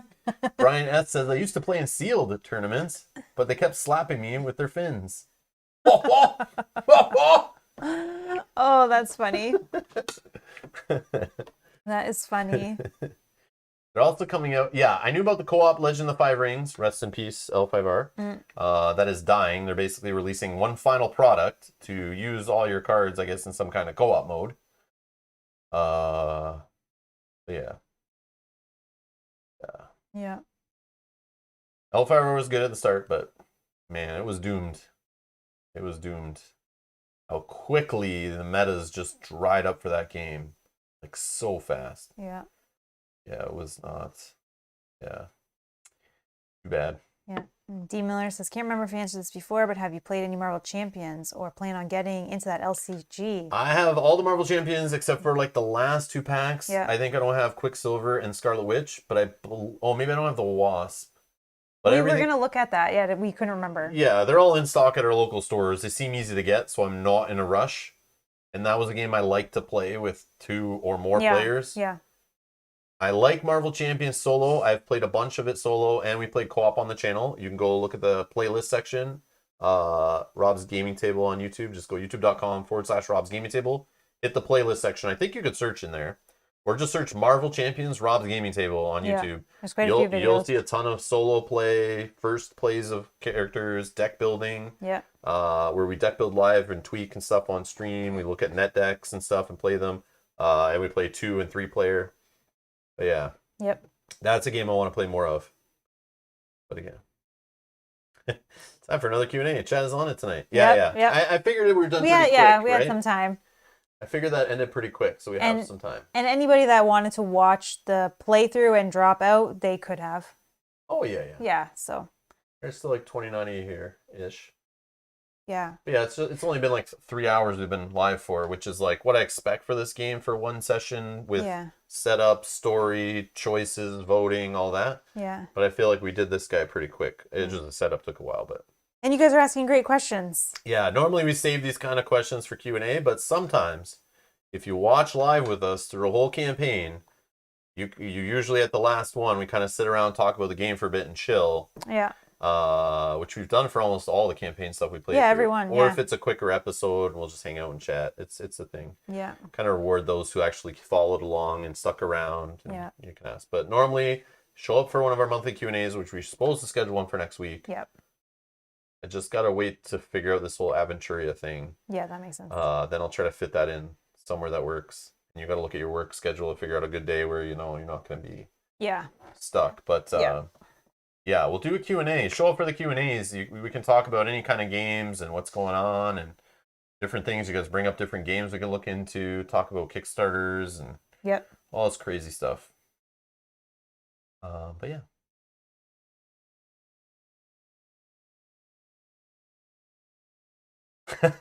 According to Kate's archives, your actual gameplay was only 1 hour, almost exactly. Yeah, wow. I'd say it fell short. It did feel fast. Quick. You're right. Yeah, I assumed it was quick, but it definitely was. That was the whole polls and all that at the beginning. I knew that. Yeah, it does take and we've a little been chatting while. for a bit. Yeah. Going through cards at the end and making a mess. Napton says, I've been watching y'all's past videos and enjoying it. Oh, that's awesome. Awesome. That's cool, Napton. I appreciate that. Thank you. Yeah, I know a lot of the stuff we do live lately, but we used to do recorded stuff. Yeah. It's like more digestible and not full of like us stopping and chatting with the chat, which some people like that, but I know some people, there's always the people that complain about the streams. Like, why is this playthrough 7 hours or why is this playthrough 3 hours? But they don't read the details. And it's like, I played through the game twice in the stream and talked to the chat and set it up live and answered questions. And hung out at the end. And maybe kind of walk through a little bit of how to play. Yeah, and discussed all my strategy and had rules debates with the chat. Well, I love doing all that stuff, which is probably, as I've been explaining, it's more fun when you're there live. So yeah, Daniel's saying 1 hour intro, 1 hour gameplay, 1 hour Q&A. Perfect. Yeah. That's perfect. It's like 3 videos in one. Exactly. It's exactly. 3 things in one. Yeah. Just sign up for $19.99, 8 easy payments. It does 3 things. It's like the ultimate stream, or the ultimate video. Most videos only do 1. Naptown says, they do in Gen Con this year, or is it going to be virtual again? I know here in Indianapolis, things are opening up again. I think we're up to groups of 200 people. Yeah, Naptown's 15 minutes away from, I so jealous, eh? So jealous. Stop being a jerk. Stop being a jerk. Oh my gosh. That you can just walk over to Gen Con. Jim too. I think Jim is. I know. Jim is in Indy and I know other players from Keyforge and Game of Thrones and so jealous. Warhammer, people that live in Indy. That I'm super jealous when I bump into them at Gen Con and I'm like, oh, you're the person I played with at Worlds and a part of our meta, whatever. It's like, yeah, you just walk here. That's great. I look forward to this all year. You're just like, what are all these people doing in my town here? Get out of here. Yeah. Yeah. But yeah. Hopefully it's happening. Jealous. Hopefully. I mean. So they did that survey. Yeah. Gen Con put out a survey and asked people like if they're allowed to actually hold it, what would it take for you to come? And I put things in my survey like I would need the land border open from Canada to the US. Number 1. So I could even drive to Gen Con. Yeah. Yeah. Or travel to be more easy. 2, they asked about like vaccines and washing things and social distancing and limiting number of people in places and holding things outdoors and all this kind of stuff in there. So we both filled out the survey and so hopefully other people, they said they got more results than expected. Just gives them a lot to think about. But it Yeah. really comes down to like, are they allowed to do it? And obviously, the number one thing is not if they're allowed to do it and if the rules are open. It's if people will actually come there. Because if the players aren't coming in large numbers, the publishers aren't going to waste their time paying crazy amounts for booths and shipping all their stuff there and paying all their employees to go there and getting all their volunteers and all that stuff. All that organization, all that money spent on renting out space when not a lot of people show up. Mm-hmm. They might as well just stay home and do stuff online or hold their own little conventions and stuff. So if the players aren't going to show up, there's no money generated enough, meat on the bone for the publishers to show up. And if the publishers don't show up, even less players are going to show up, and people are going to freak if they show up there and like none of the big publishers show up and there's no new games. That's another thing I put in my survey. It was like, if the quality of games is going to be like the online quality of games in Gen Con Online last year, which is a bunch of garbage, I'm not going to no Gen Con. There needs to be the high level publishers need to be there, and there need to be some big new games there. Otherwise, you're not going to attract me there. Yeah. Like, I'm not going there wearing a mask all day, social distancing, waiting in long lineups, not able to play games with people, whatever restrictions are there. Bad travel, like who knows what else is going on at Gen Con in this climate, right? Mm-hmm. Jumping through all these hoops. To then go in this dealer hall, it's like a third of the size and a bunch of publishers I've never heard of. And like the biggest booth there is what? The Op? Like the Op is there selling like 18 versions of Monopoly. Like that's the biggest thing they got. I can't do that. That would be very bad waste of money and time for sure. Yeah. But yeah. So I don't know.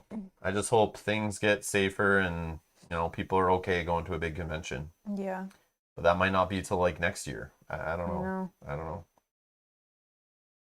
Yeah. Everyone needs vaccines. Like get the vaccines in your arms, and maybe they'll let people go if they have a vaccine, and hopefully there's enough, and it's just easy. Like everyone's like, we got vaccine. You don't even need to worry. There's a ton of board gamers that got the vaccine and coming from all around the world, and we'll just fill up the place and it'll all be fine.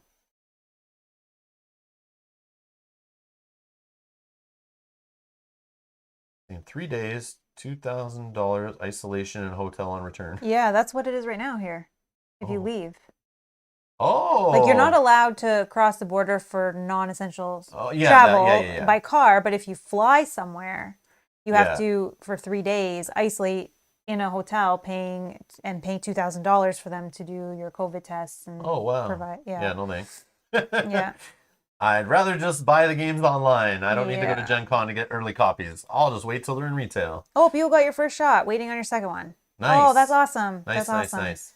That's awesome. Yeah, that's what I wanted. Like, even if I was a little worried that, there's side effects of the vaccine a little bit, but like, man, it's, unless we all get them, it's like they're not going to open up things and it's not going to be safe for certain people and like the world won't get back to normal. That's like right now, that's our closest chance to making that happen, I think. Yeah.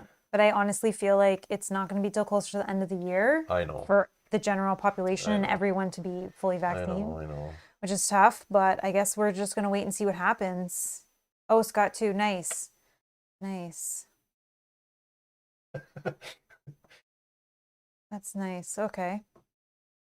Naptown says, LOL, I can always go and send the games to you. All right, rub it in more. Okay. Rub it in more that you can just go get these games super easy. No, just joking. No, it's That's all good. funny. Oh, benefit being military family. Yes. Yeah, I guess that or like first line responders and stuff. Yeah. Yes, That's yes, Buell. Yes, Yeah. that makes sense. great. Yeah. There was a question about what chairs we sit in. They thought they were Secret Lab, but no, they are Fantasy Lab. It's like a sub brand of like the Killer Bee chair that I got before. They're like big and tall ones. They got like a metal base on them. They're pretty like heavy duty. Mm-hmm. They're like rated at like 400 and something pounds considering them. So I just figured if they're bigger and made of metal, that means they'll last longer. They'll squeak less, hopefully, for streaming. And they're very sturdy. So I don't know. That's just why I went with them. And they weren't crazy price compared to some of like the name brand ones, but they do the job. Like I sit here streaming, and I remember before we used to sit there streaming in my old broken ass office chair and on kitchen chairs with padding and stuff. And yeah, we used to like hurt after. Yeah. Now I'm done a stream. Like I played for like 6-7 hours. I'm not, and my back doesn't hurt, my legs don't hurt. I don't feel weird like that. I do get a little hot on the leather though. It is a little Oh yeah, hot. yeah. Especially Uh, in the summer. and especially with all the studio lighting on for Yeah, like hours and hours and hours. I think that's what does it, yeah. um but yeah, I used to like really hurt if I didn't stretch like every so often or get up and take breaks. Like those who were here during I think it might have been Seventh Conan streams originally, or early Too Many Bones streams, or maybe it's Cloudspire streams. But people used to be like, Rob, you need to take a break. Like, you can tell you're in pain, and like you're losing your mind, and get Yeah. up and stretch, take breaks. But I found once I got the chairs going, thank you to the support on Patreon to make that happen. Yes. Because like I know me, I wouldn't just be spending money on that kind of stuff. I prioritize like technology for the channel. I prioritize certain board games. But like thanks to the support on Patreon, we're able to like, yeah, let's get chairs and you know, it really helps out the viewers too, right? Because then we're more likely to play those games, or when COVID was around, or other gamers would come and play longer games without hurting either. Yeah. So now we have 4 chairs, at least 4 gaming chairs, so we can have 4 players sitting in decent chairs. Comfortably, yeah. The chairs, these were around. They're all different price. Even these, I bought them like at separate times, and like Amazon, the prices like fluctuate. But uh, 3 something or 400. I think I they think were less than 400, 100% with tax and with everything. taxes. Like I want to say they were They're around like the definitely over 380. 300. But I'm sure around 4. Maybe one of the ones when we were having trouble getting chairs, like the big one I got, maybe was over 400. I think that one was, yeah. But Yeah. that's when COVID had just started and there was no chairs left. And I was reaching out to companies that made like big and tall chairs with metal bases and stuff. And I was like, please, how can I get a chair in Canada? Because they were like all out of stock. And they were just telling me, hold on, we're getting some made. Like we're trying, but there's factory shutdowns and all this stuff. And yeah, things were slim. I was debating ordering from the US and paying extra in duties and shipping and customs, and because I just really wanted one, and everyone in the chat was saying you guys need gaming chairs, and we hit our goal on Patreon and stuff for it. Yeah, like that's about right. Yeah. Normally about 340 to 400. Yeah. Yeah, and that's But there in are ones around, that are yeah. higher. You can get crazy Yeah. with chairs. Like there's some nice office/gaming chairs that look like they might be better, but I just couldn't justify spending like 800, 1200 and all that on a chair when I Yeah. wasn't even sure. Yeah. But that's like a future down the road upgrade. So like this is nice, but like the future is like, now that I've sat on leather chairs playing for hours and hours and hours, I probably should have looked at some of the ones that are like mesh, the meshy like ones, because that maybe would have been cooler, where I wouldn't get so hot and stuff. But it's not bad. Like I'm not dying, but it's just that's one thing I noticed difference sitting on the older office chair I was sitting on. I didn't get hot like that because it was like fabric, Yeah. Yeah. a little more breathable. Daniel's asking, you think they would work as a computer chair as well?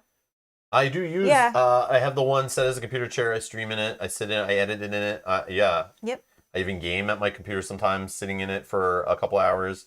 Yeah, they're fine. Yep. I don't know about. Yeah, it depends. It really depends. But I honestly, if you're gonna be working in it for like 8 hours or whatever, I would probably still invest in a proper ergonomic like office chair with mesh. Unless you don't get hot and you're in a cooler room, then you're fine with the leather. This only thing is the leather. I don't know if that's good for everybody. Obviously, it's popular. Every freaking chair is made this way. Yeah. But Yeah. if you know leather couches, leather car seats, it's like that, right? It's some people get really hot in them. Some people love them, and they're fine with it. I just get really hot, but it's probably because of studio lighting. That's like, And naturally, you're just warmer Yeah. in general. Yeah. yeah. You need to get a spa chair with massage and all. Wouldn't that be nice, eh? Yeah, Just so you sit guys here can like, watch me pass out and drool and vibrate on stream. Is that what you want? Is this what entertains you? That'd be funny. It's like, sorry, stream won't be starting right away. I think one of the chairs doesn't it have like a pillow thing that can massage one of the ones No, that but we there's have? just a vibrating Oh, pillow. yeah, but, like, it doesn't do Doesn't do anything. anything. It's annoying. Yeah. But Yeah. I've also seen one for $250 US on Amazon. You see, Verteron said, I work in a pharmacy. Oh, nice. We have been giving shots for the last couple months. We keep getting more and more per week, so the process is going faster. That's awesome. That's great to hear. I can't wait till I know, like here in Southern Ontario, like in Canada, I want to know when like I can go get it. Like, but obviously, the longer it takes for me to get it, the more comes out from like side effects and Yeah. maybe these variants. Maybe they need to rejig the vaccine and So far not, but I yeah, mean, there's like still not enough that's the research thing. done. I know, but that's what I'm saying. If the more every month that passes, I'm sure they learn more. Yeah. And they can adjust and change. Like it'll take a time before they make the perfect solution and the virus goes away, hopefully. Yeah. Maybe it doesn't go away. Maybe there's always some little annoying flu-like strain that's just always every year. Here comes flu and the COVID shot. Let's get it because it's back again. Who knows? Who knows? But Yeah. Who knows? So Mallory's anyway, saying Rob is hot. I'm saying he runs hot and yeah, I run cold. yeah. Normally in our I sleep everyday. with like half a blanket on. Mel sleeps with 16 blankets on. I love the winter. Mel loves the summer. Yeah. I don't Even know, in the it's- summer, I'm cold sometimes. Yeah. The AC's too cold. Go outside. Oh my gosh. Other people are feeling the same way. So Neptune's saying, I'm not going to lie, I'm kind of scared to get the vaccine. Just seems quick for me. And that is fair. It is quick. Not enough research has been done. But you think of a flu But, vaccine. Every yeah. year it's a new vaccine. So how much time they spend to whip that thing Yeah. up? If every year there's a new flu strain and they're changing the flu vaccine every year, I'm sure not as much work and research goes into it. Maybe it does. I don't know. I'm not a scientist, obviously. But if they can whip out a new flu vaccine every single year to a changing flu, I mean, I'm sure they know what they're doing and can. I Yeah, think the I know only. it's the first one for Yeah. COVID, but it's not the first coronavirus that's been around. So, True. they've dealt with this kind of stuff before. So, Yeah. and technology just keeps getting better. But yes, I know obviously there's pressure here, political pressure, economic pressure that's like, get this thing done quick, get it in people's arms so we can start opening things up And get it to everyone. and stop filling up yeah. the hospitals and that kind of thing. And maybe we can stop the spread of this thing as quickly and Yeah. But you're Yeah. definitely not the only one that's feeling scared for sure. oh, of course. Yeah. Anyone's sticking some unknown stuff in a needle into your arm, you always got to be a little like, Yeah. I don't know. Yeah. And you don't know what it's going to do or what it's going to do in 5 years. Yeah. Yeah. But again, what will the virus do to you? It's like, what's the worst thing, right? That's very true. Some people, this virus is like wrecking people's lungs and breathing, could be for the rest of their life. Some people, it's killing. Yeah. And like, it's like, so Yeah. if it causes, I don't know, like what could be a side effect? Like, maybe it takes a year off your life. I don't know. Like, who knows what it could do? Maybe you develop a cough or, Well, I think maybe- it's also not fully tested with all types of allergies and Oh, things yeah, like that. true. So, No, right? no. Like What was the different. one? I saw the one vaccine had, I saw it in the news. They're saying that they're stopping using the AstraZeneca one because it's leading to like blood clots. Things like that. Yeah. And Yeah. the only way that they're going to know that information is for enough people to get the vaccine and then see what happens to them. Yeah, I know. So yeah, It's like with anything, like right? anything, yeah, You can exactly. only alpha test and beta test so much with a Exactly. video game or, Yeah. use the software. You eventually just have to release it. And of course, the very first day you release it, you find out, oh, we didn't have enough servers to handle the online load. They crashed, even though we were prepared. Or, oh, these people found all these bugs in the software of the video game that our testers and our developers didn't catch. Yep. And we just threw it out in the wild, and all of a sudden it gets into the public's hands, and everyone finds a way to break it. Yeah. So it's just like that kind of situation, right? Yeah, and there was pressure for sure for them to roll these out really fast. So, but